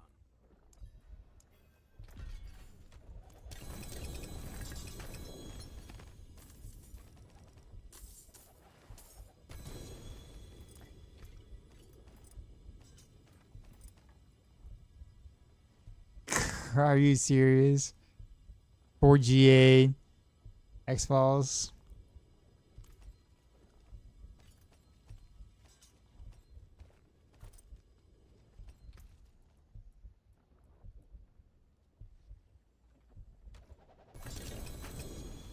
Grats.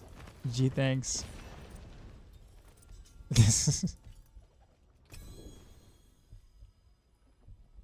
Yeah.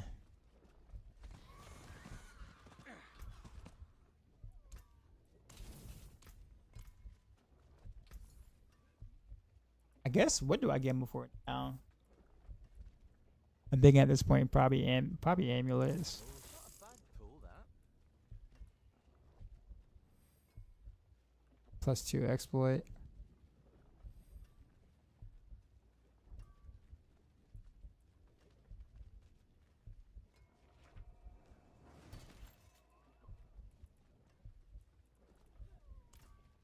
I forge more than horseshoes and nails.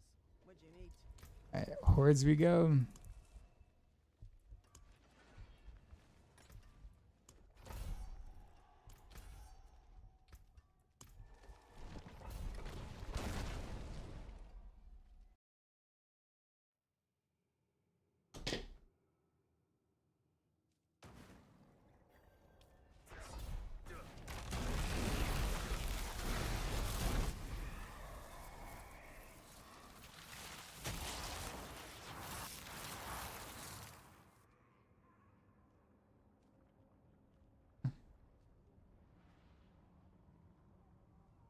We're going to Zada.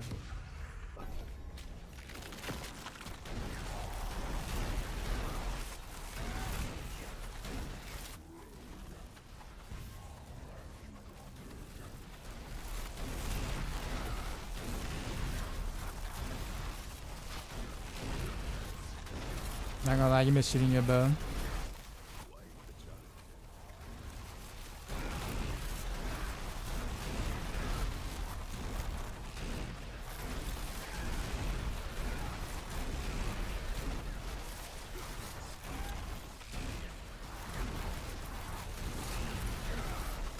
The DT is so DT. You know. Fair. Fair. Agreed.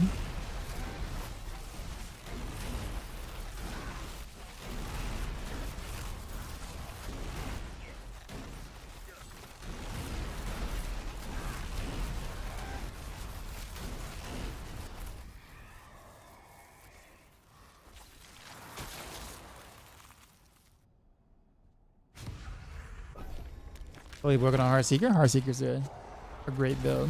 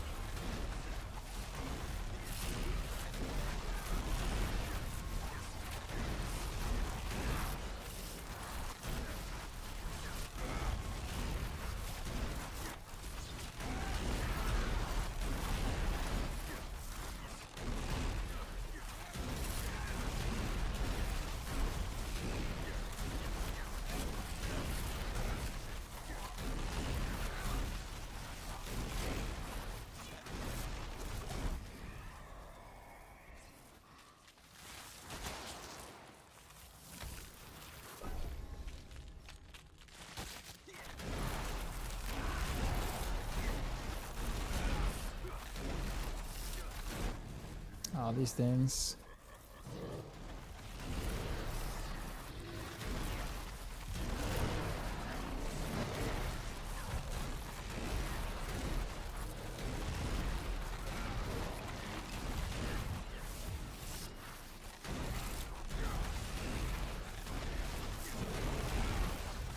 Rogue's DT is so effed up. Why you say it like that?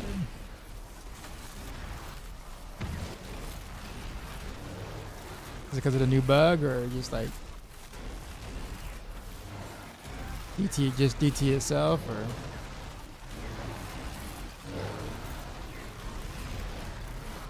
other requirements?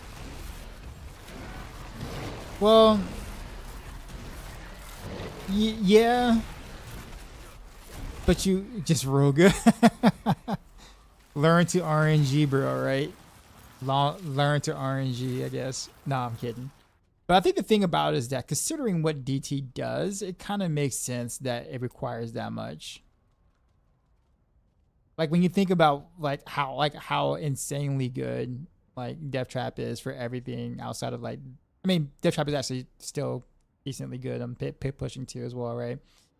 But like considering what it does to the rest of the game's content, like the journey to get it up and running to like the best possible version of it does kind of make sense.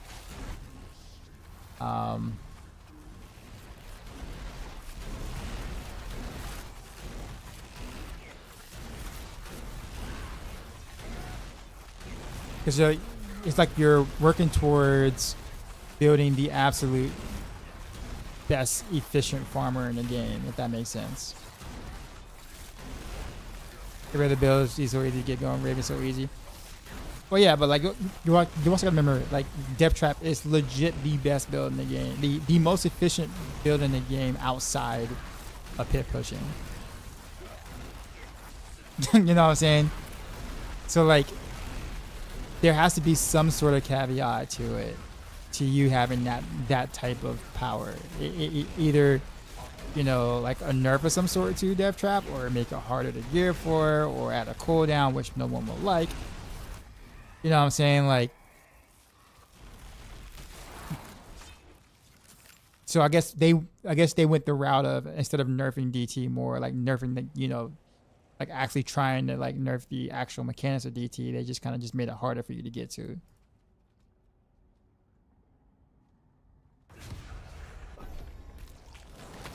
How's Pinshot Rogue in season 10? I don't think anyone's really playing Pinshot this season. Not that I know of.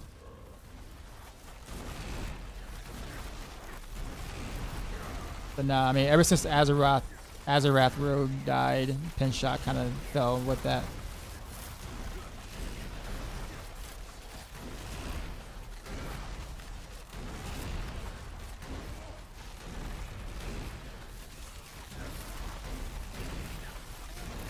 Farm 2K Forgotten Souls just for the blast to scam you. Oof.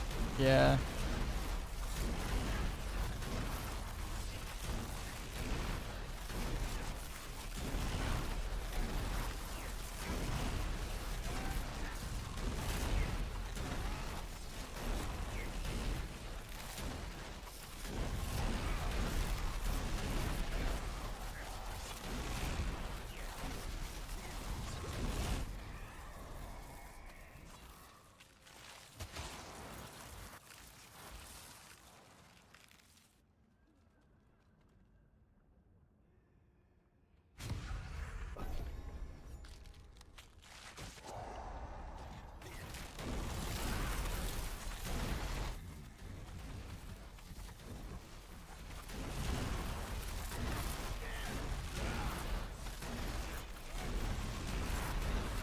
Masterword changes are on the way next season.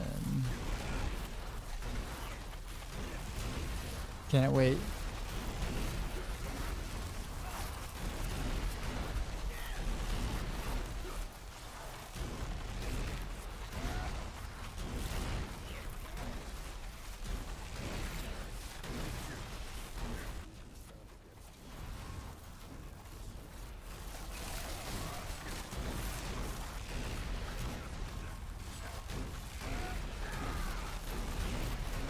Because the runes can craft gear like D2.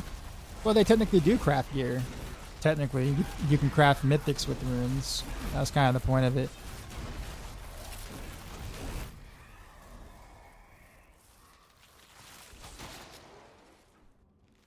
I mean, regular gear is pretty easy to find, like regular gear itself.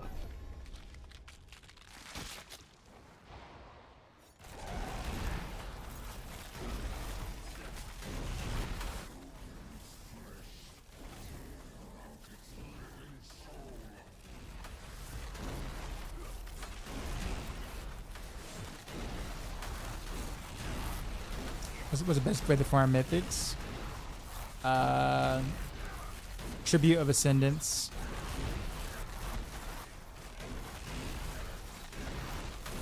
Outside of that, bossing.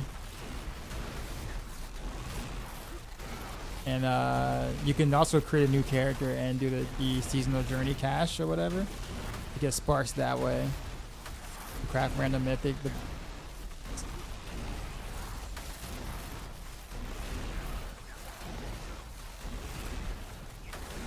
mortgage money is gonna be on the line at the local casino if I don't get it at the master. Oh man.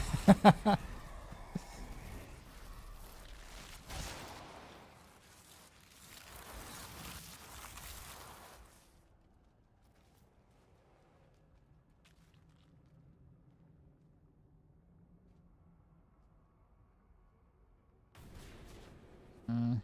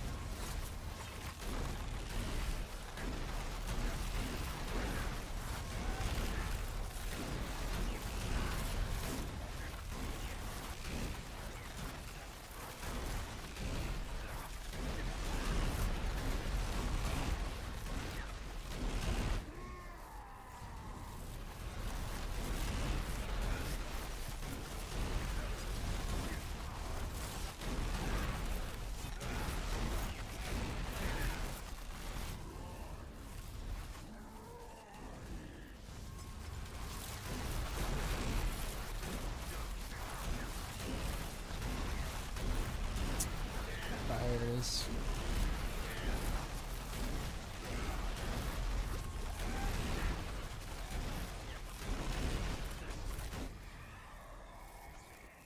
The Heart Secret? No, this is Random Arrows. The big waves of rain. This is Random Arrows.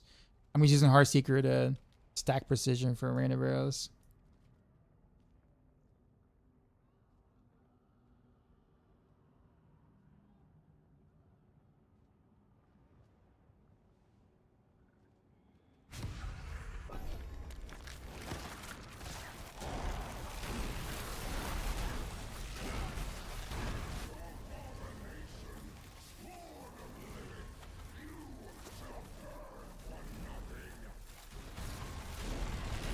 First time seeing Random Arrows live.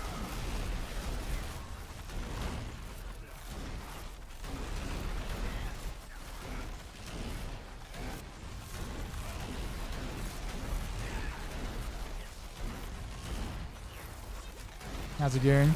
Water Hakan needs a GA on the Random Arrows cooldown, but outside of that, it's pretty easy. Like the GAs elsewhere doesn't really matter, but it definitely does on the Water Hakan.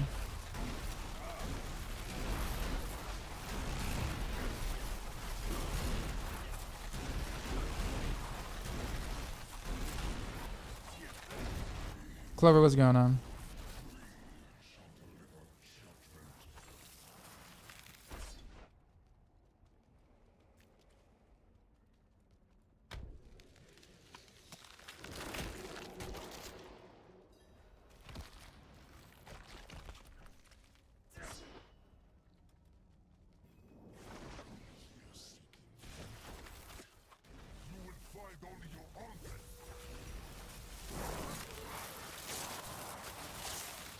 I'm just chilling.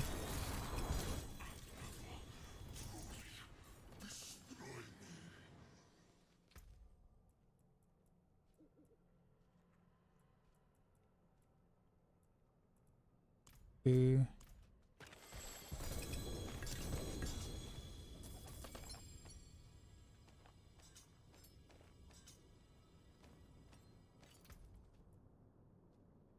Another dual double GA Dex max life. I'll hold on to that too as well.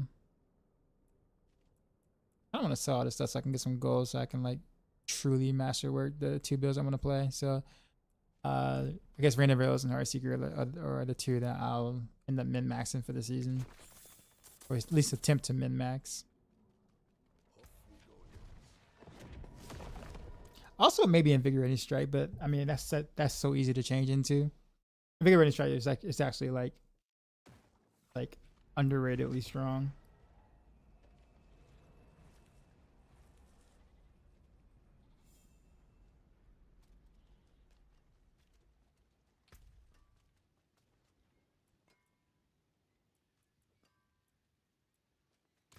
You know what I do want to try though? I kind of do want to try a crossbow with this setup though instead of a bow.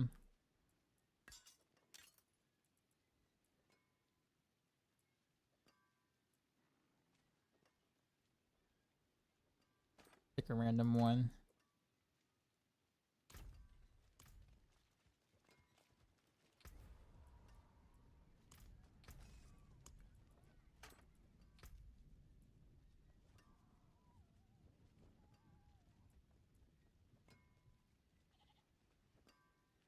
Those double damage.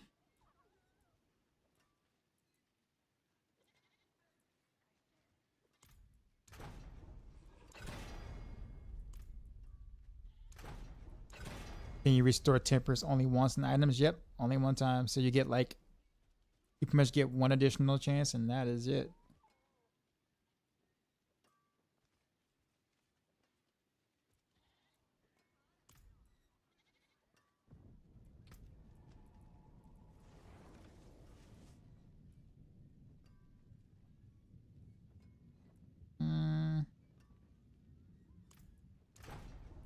You talk about gambling, yeah.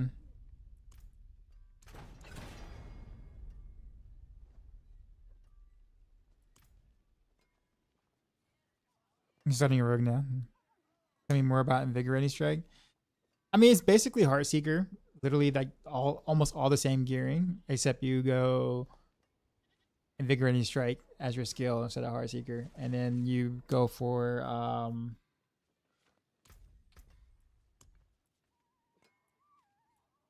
momentum. Yeah, because everything is all melee. So, and basically you just walk up and stab things, literally like chanking things.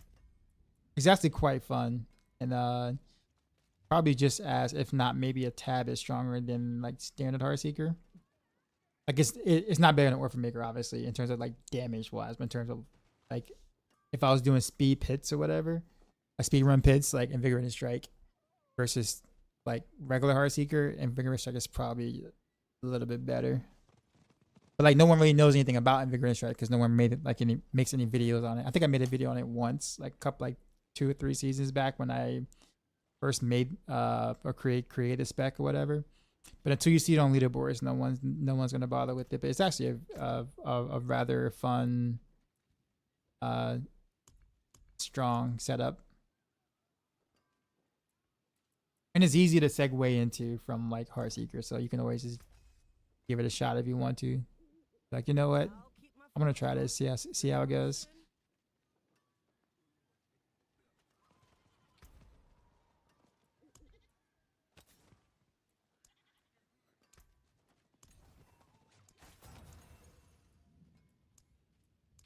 It must be a low end. I guess it's fine.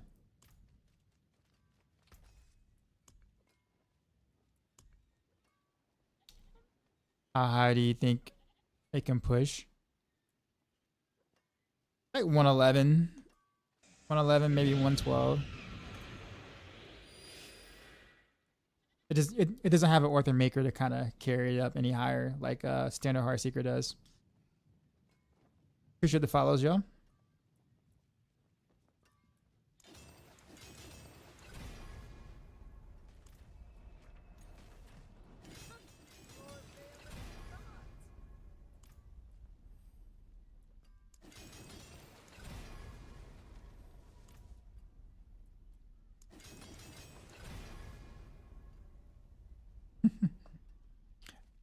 I mean, I'm not gonna redo that. I'm gonna just leave it as it is. I don't care that much.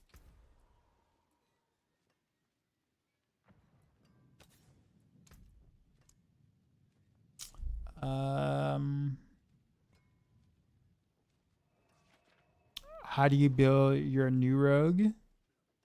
New rogue? I mean, this is random barrels. This isn't like a new build. I've had this up on Maxroll for several seasons now, but yeah, if you for this particular random barrels, just do !mark build and click on the random barrels in-game build link.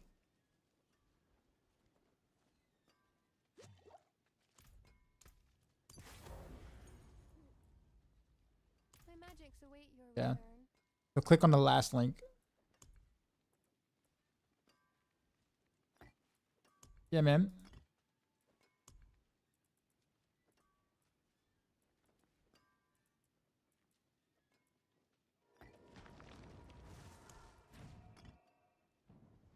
Alright, so let's see how like the crossbow feels here.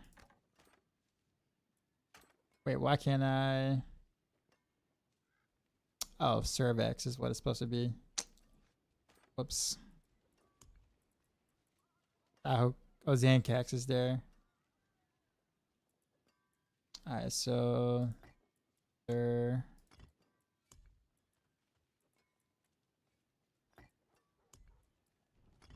X. There we go. I'll do some piss so I can get a better feeling.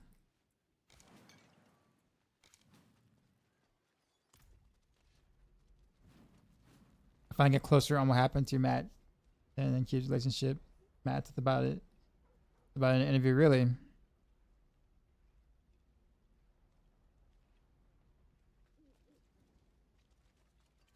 Can I join a piss? I'm actually in testing mode at the moment. Kind of hard to do that, having another person in party in terms of like the effectiveness. That's why you see me play a lot of solo, because I'm usually theorycrafting or testing for build updates on Maxroll.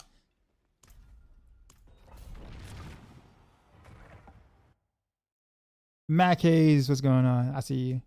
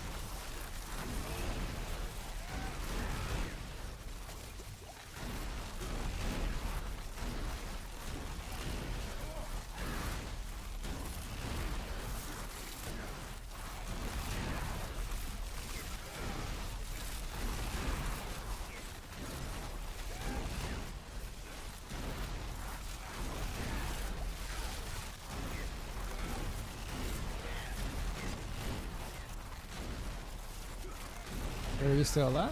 Okay.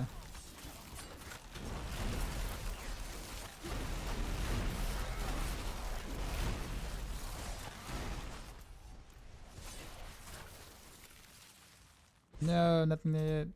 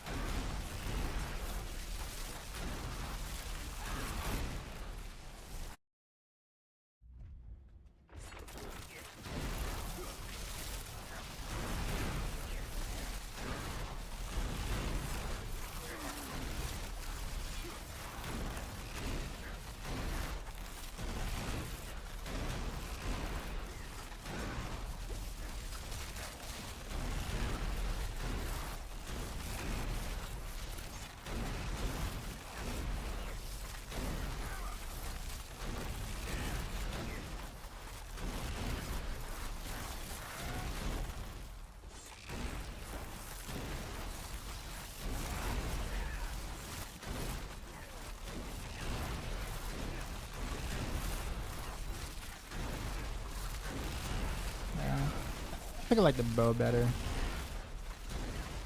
Sure, I hit harder with the crossbow, but I'm definitely more nimble with the bow.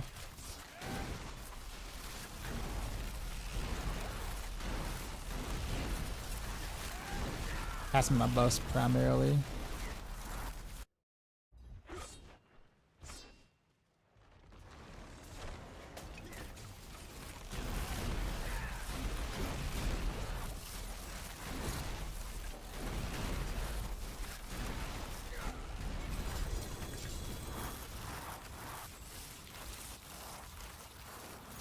Ozpatch.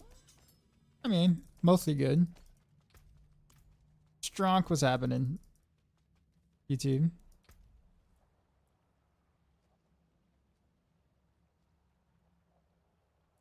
Ninjova.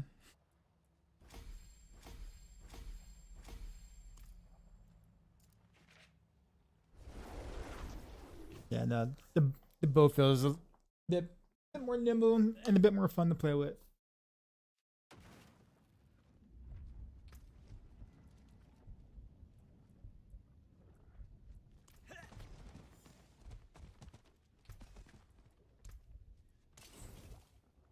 Oh my gosh, this name.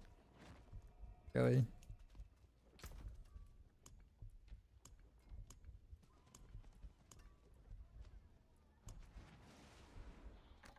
I feel like when I see names like this, I'm always thinking they're compensating for something.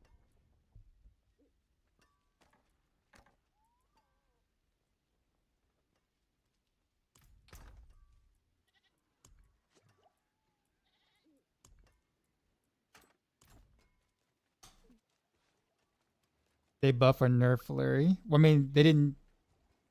Have you read the patch notes by any chance, or?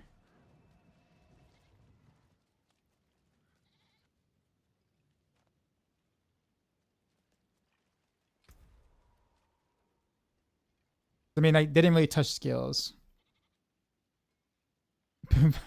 You're old. Is it? They just never stopped being 12. Yeah, no, they didn't like touch like actual skills or like that, but they did buff certain seasonal stuff, and they buffed Orphan Maker, they buff some of the Chaos perks, etc. Alright, let's do the same thing with bow this time though. Nah, next out of 10. Clover. You wasn't sure if you're allowed to say that word.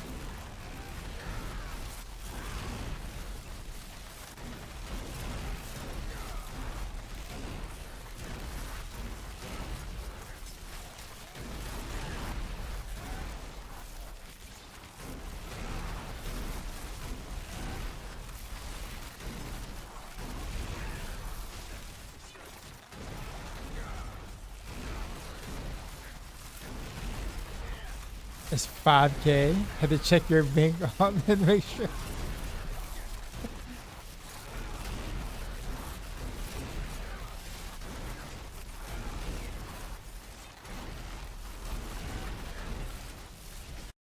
What am I playing? This is Random Arrows.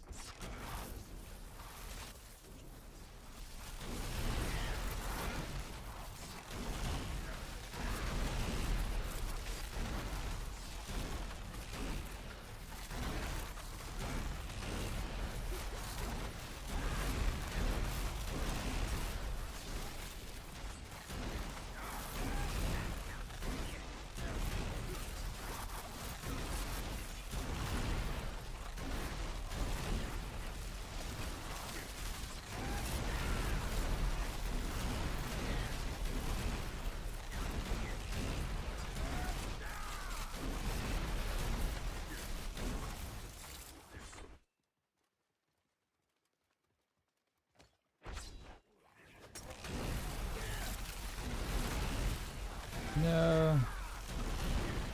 The ruin stuff.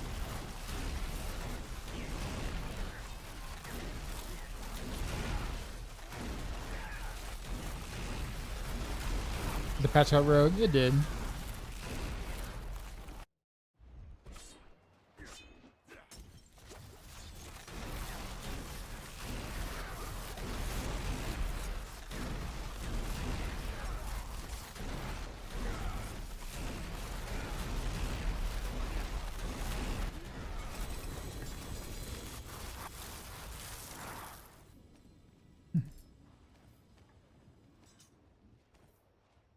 Oh, this one's good actually. It's quick rap battle.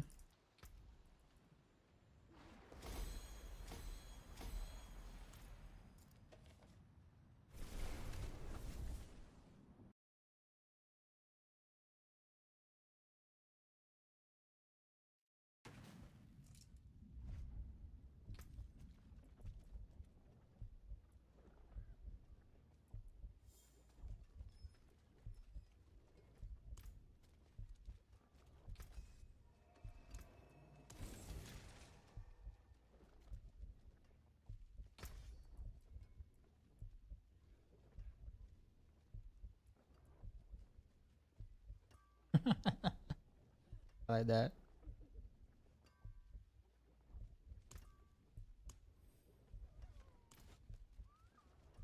Okay. Oh, there's a new Hodge patch. It was on PTR for about a couple of weeks, like 2-3 weeks from now. Did it go live yet? It's a pretty huge like change, like huge changes. Like it actually changes like the way the game like plays. Like it is huge.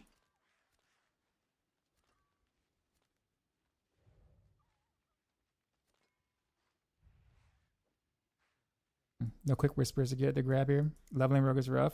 With Necro, all you need is a way to stat Shadow Blight and you farm XP, but I'm actually having to use your brain here. What bit are you playing for leveling rogue? Generally speaking, like if you're playing Dance of Knives, Flurry, or Heart Seeker for leveling, it's pretty easy. I mean, not it may not be like Shadow Blight easy, but it's well, Dance of Knives is probably Shadow Blight easy. I'm gonna start a new HOTS account. Got the $100 Boom Founder and HOTS.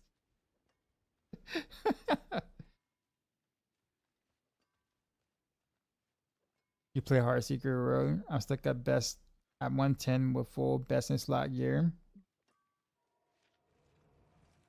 Are you playing the standard Heartseeker or are you playing the Orphan Maker shotgun?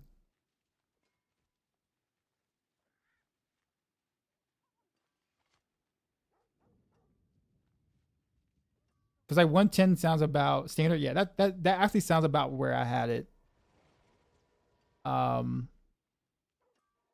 I kind of projected like about 110, 111 for standard Heartseeker. It's probably a little bit better now with the new patch. You might be able to get a 112 because of the buff to the 111 was the like top end like super ultra fishy. So like like after patch I would say 112 is like the absolute highest ceiling for standard Heartseeker. Yeah, man. Shotgun feels so clunky and shit to play. It does. It absolutely does. But it is what it is.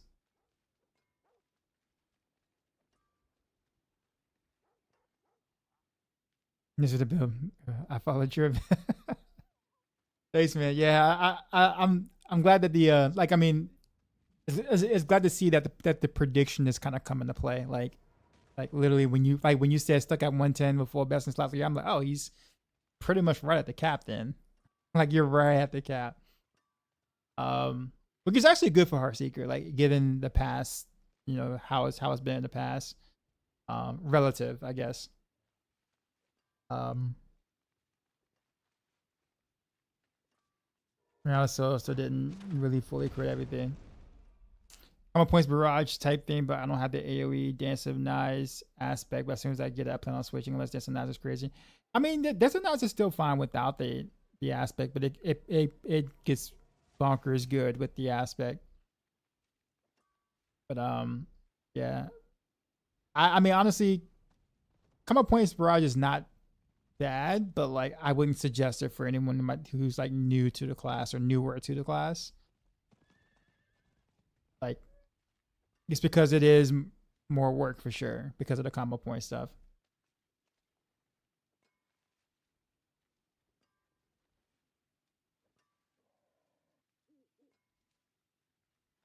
I wish it's flurry in game. I tried to change so hard secret just does no damage. Let me get the vibe with the energizing aspect, but I'm lost as to why my flurry rogue does more damage.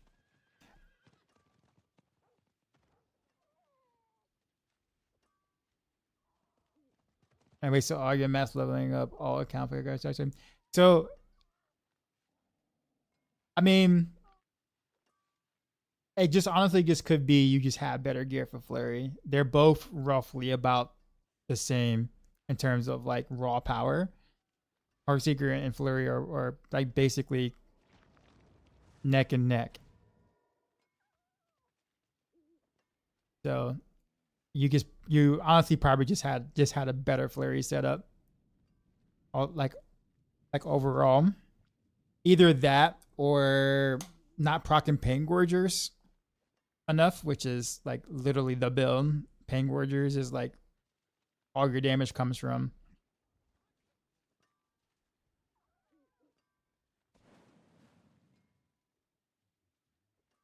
Because like I remember talking to you before when you was talking about the energizing aspect, which means that at the time I'm pretty sure you didn't have Pain Gorgers yet.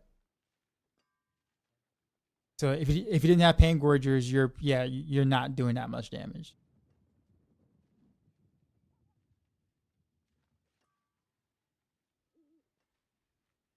The Heartseeker has every slash chaos. No, it doesn't. It does not. You actually want Air Perdition Mythic. And if you don't have that, you can do Shroud instead.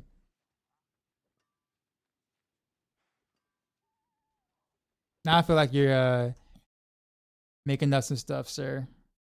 As the build guide writer for Heartseeker, I'm actually I am very in tune with the spec. But yeah, it's probably because you guys had better gear with flurry. But they should be like roughly similar strength, which is actually very impressive on Blizzard's end to kind of make for that to actually happen. There's several builds that are like roughly around that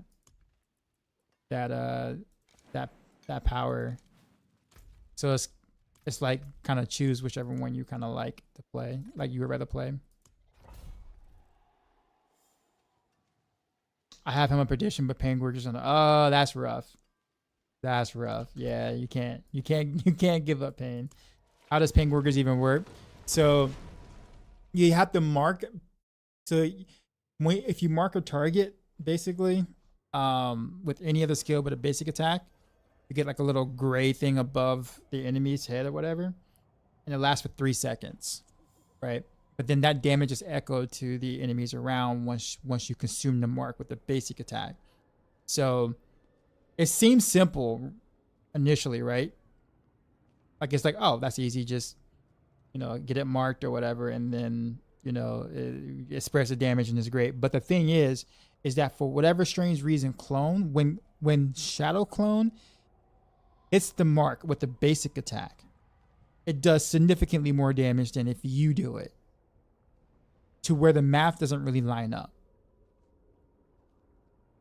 I'm not saying it's bugged, but it honestly really could be, but it's doing more damage than it should against the Pain Gorgers mark. But it means that your clone has to hit the mark while you apply the mark still. Does ultimate damage increase apply to clones? Yes.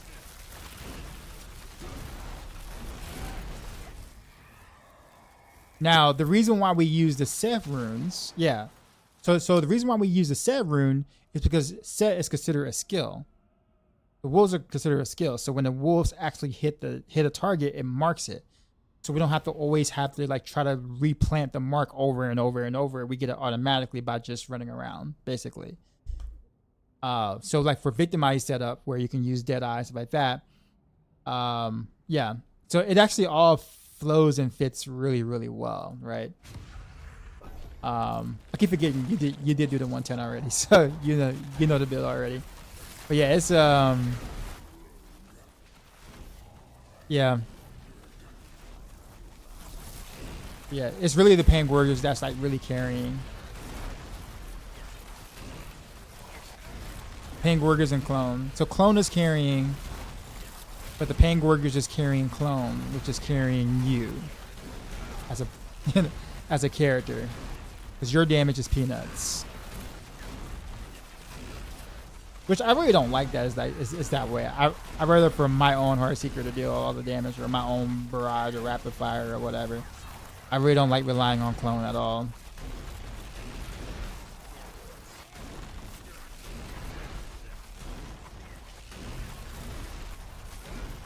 But it is what it is.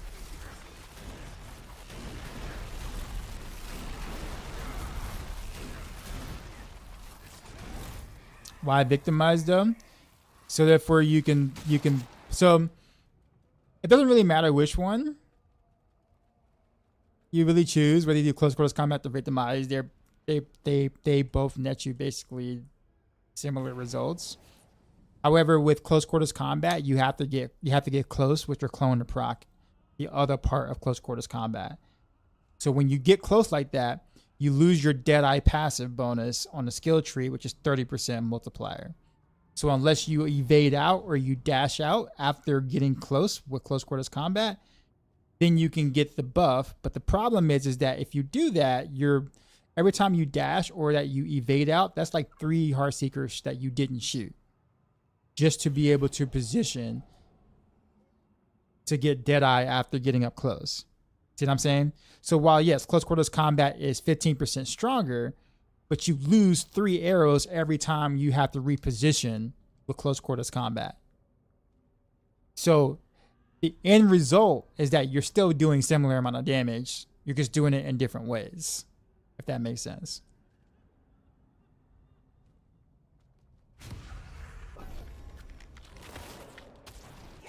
So that's why I say like it's yeah. That's why I say like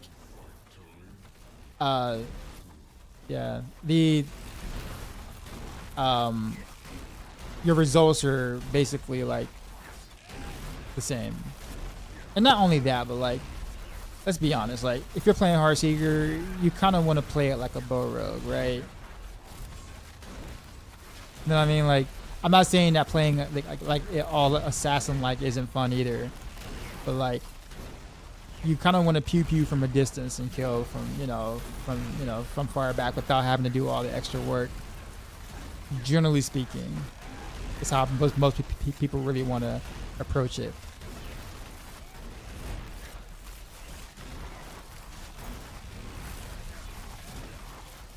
Like I said, either way works. But with Orphan Maker, you definitely have to go close quarters combat. There really isn't really I won't say there isn't any option, but you have to get close up anyways to proc the Force for Arrows buff. So it's like you might as well go close quarters combat for the Orphan Maker variation. And again, core skills are dead. Outside of Flurry, Flurry is the only core skill that's really not dead. But Flurry kind of got lucky a little bit because Flurry is able to use Power Siphon, whereas the other core skills can't. So that's actually why Flurry, kind of was able to, be within range of, or, I'm gonna say compete, but, be as good as, like, let's say a Heartseeker and, some of the other, better rogue builds, is because it was able to use something that the other rogue builds kind of can't use. Partially. But even without it, it still would be better than like Barrage and some versions of Rapid Fire and Pen Shot and Twisting Blades. Think about making Andariel's Rogue. You think it's possible? Not really. I think you'll be highly disappointed if you tried. It's like really bad right now. I'm not talking about like, you know, oh, it's just not pit push viable. I'm talking about like good luck with like, you know, feeling good farming T4 viable.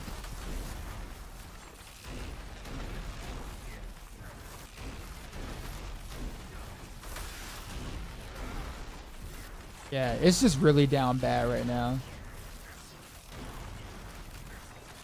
His shot was buff, but still so bad. Well, everyone thought it was fine because last season because of the Azarath thing, and I kept trying to tell people, no, his shot's not fine.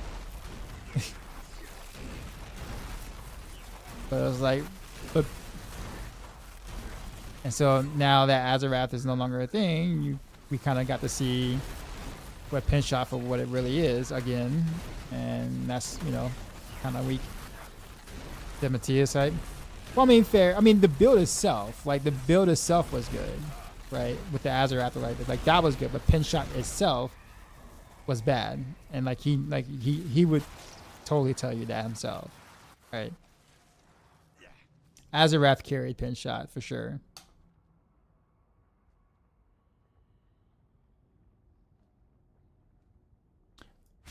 I think that's just kind of like a. It seems to be like a, you know, a recurring problem on Rogue, where like something has to carry us for it to be decent or good, right? Like we can't ourselves just do the damage on our actual character. Either clone has to carry us, Pain Warriors have to carry us, Azarath has to carry us, some sort of proc has to carry. Like Dancer Nods is not good enough on its own. It has to be carried by Poison Trap. And then almost the entire class has to be carried by Clone. So it's like, I don't know, man. Don't get me wrong. I still have fun playing Rogue. Don't get me wrong. I just feel like, I don't know.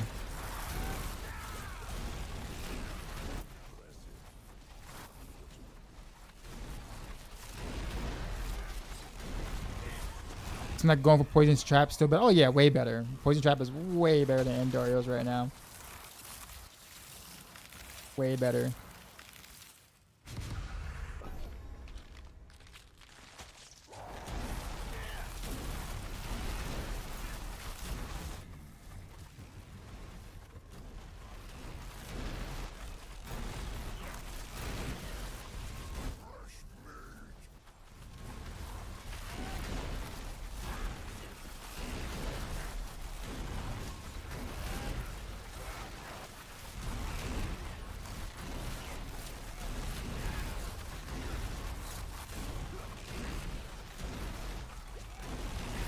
You think about the imbuement buff? I mean, it's okay. I wish they would have fixed. I wish they would have fixed the imbuement power. Like I would have preferred them to fix the imbuement power versus giving us or versus buffing it.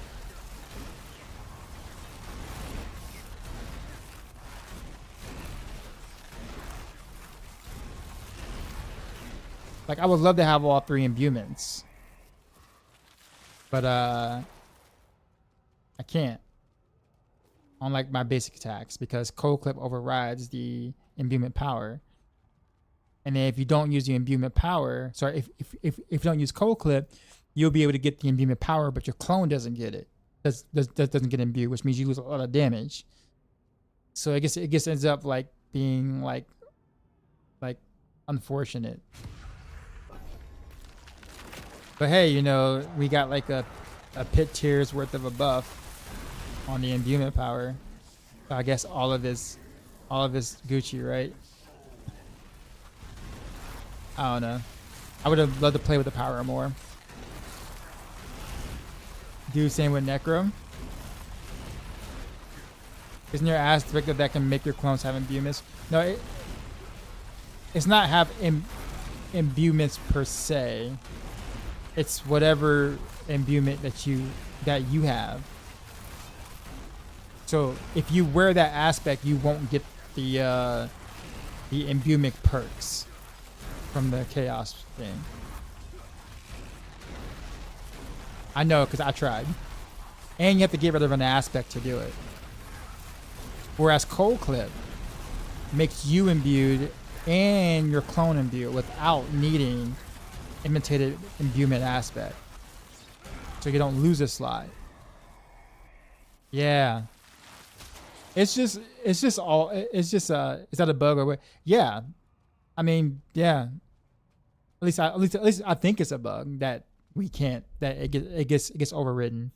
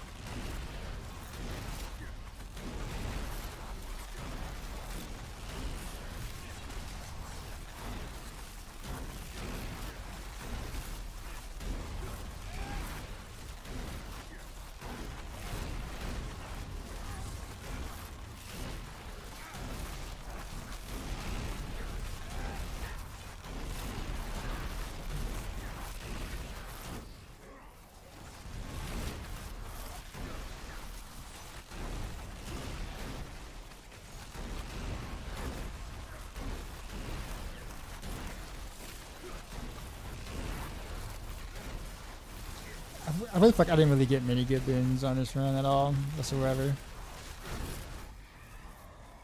Relative. Even the chaos wave wasn't good, the one I had.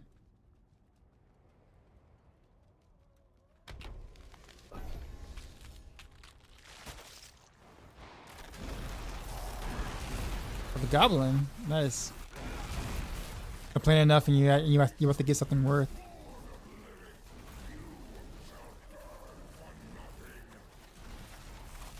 I got the right build for it too. I got a lot of AoE I can just spam.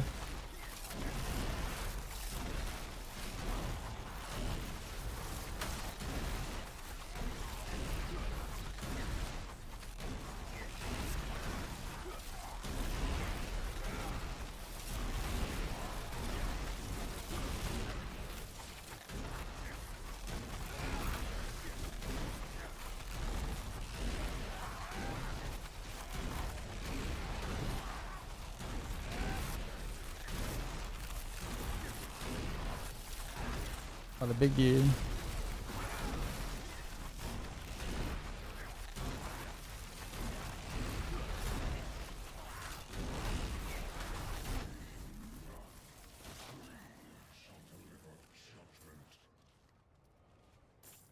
Well, that was cool.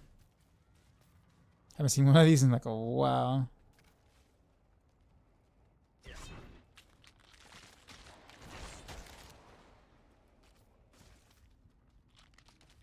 Can you get Pangorgus as a Chaos Armor? Yes.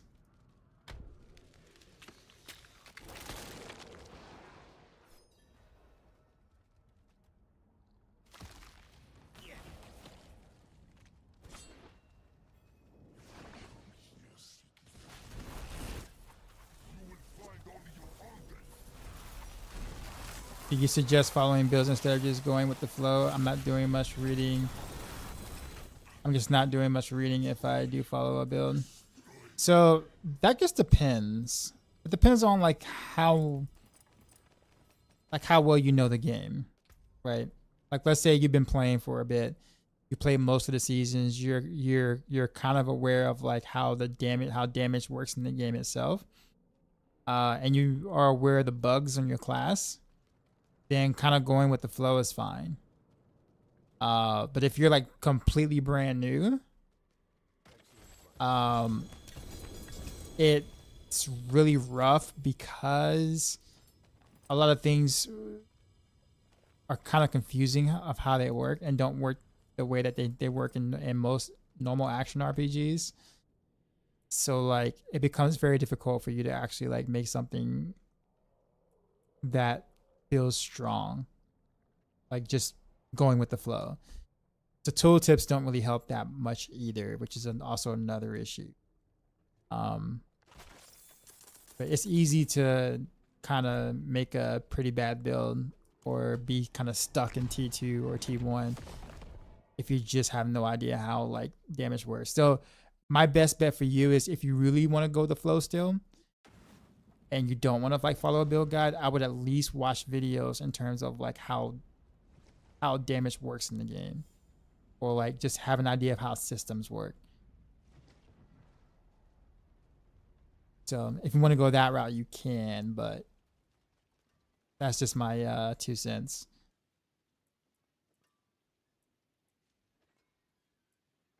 Because I get questions on, every stream about some of the stuff that, obviously doesn't make sense. Like there was one guy, I think a couple of streams ago, he was trying to make a Rain of Arrows build, and he was telling me that it wasn't good at all. Like it falls off so hard at the in late game, and when you were saying late game, you're talking about like T2, T3, like Rain of Arrows falls off really hard. And I'm like, no, sir, it does not. Not that hard. Nowhere near that hard. T2, no, there's no way it falls off that early.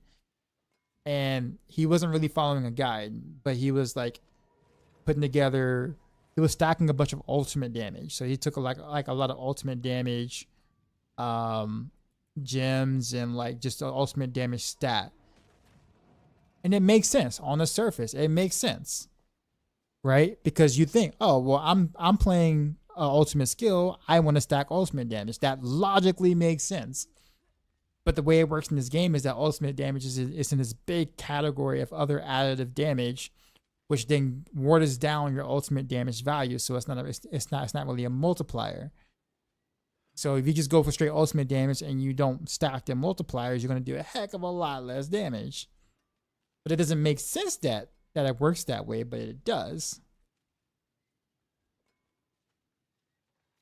You see what I'm saying? So like if you had to choose between like, let's say, more ultimate damage, or like, I don't know, or I'm saying more ultimate damage, or getting a GA on a very specific slot that you need it on. Like for instance, a great example is this. Like World of Hakan. Like you see the ultimate damage, somebody might go, oh well, if I had a GA and I triple crit on the ultimate damage instead, I don't really need the GA anywhere else because I'm just getting a bunch of ultimate damage. But instead, you really need the GA on the Rain of Arrows cooldown reduction. It's so much more important than the ultimate damage here on this World of Hakan. Like way more important. Like it's not even close.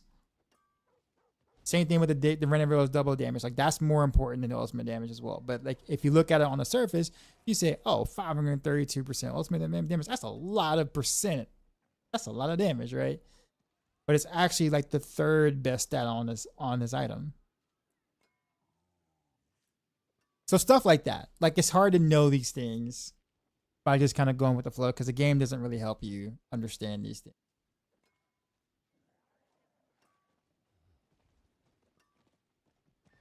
So it's because they put a percent on it.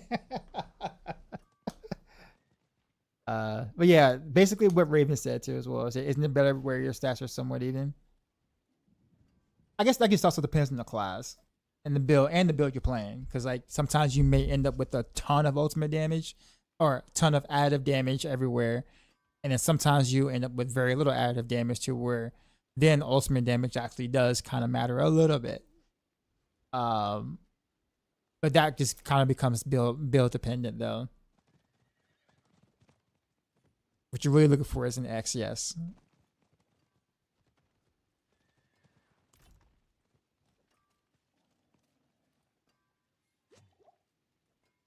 All right. Well, I feel like it's easier going with the flow in PoE2. Yeah, you know what? I was gonna use that example, but I chose not to because I wasn't sure if you play PoE2. Yeah, I went in blind in PoE2 on purpose in December when in the early access. I looked up nothing. I didn't know anything going into PoE2, and I did solo self found, and the tooltips and everything was considerably easier to understand to make my own setup in PoE2 than it ever was in Diablo 4. Despite the fact that PoE2 is definitely a more, complex game, it was easier for me to make my own setup in PoE2 as a new player. I forge more than horseshoes. What's left, you ask? Anyhow, I am gonna take off from here. I did say this is gonna be a shorter stream this time around. So let's see where we're gonna go to. Where we're gonna go to.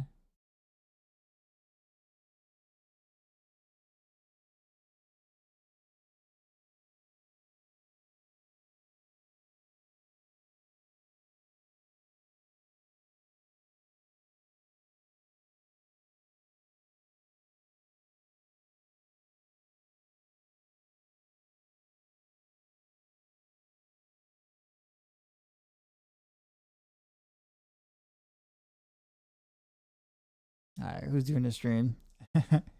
Is there even a multiplier temper? No. No, like as a pure multiplier temper, no.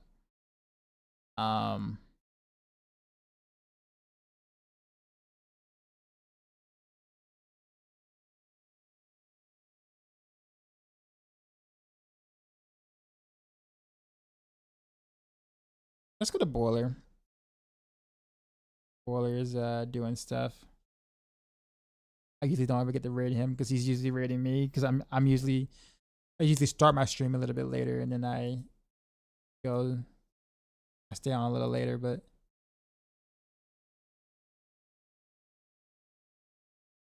the math's better if you wait. True. Multipliers are mainly aspects, right? Yeah, and skill tree. So skill tree, aspects, legendary nodes generally.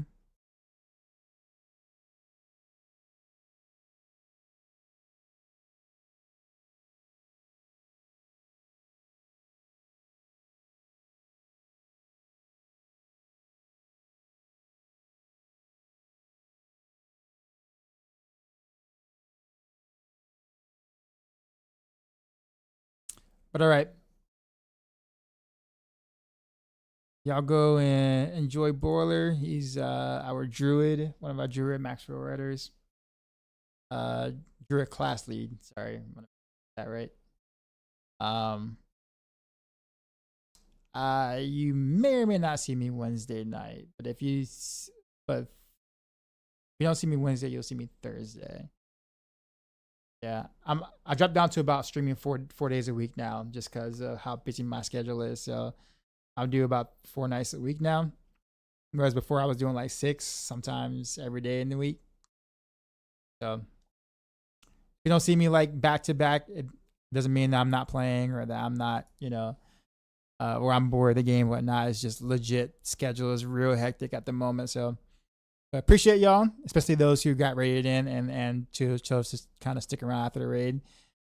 Usually that isn't how that usually happens. So I appreciate y'all for doing so, for giving me a shot. But enjoy Boiler, and as always, till next time.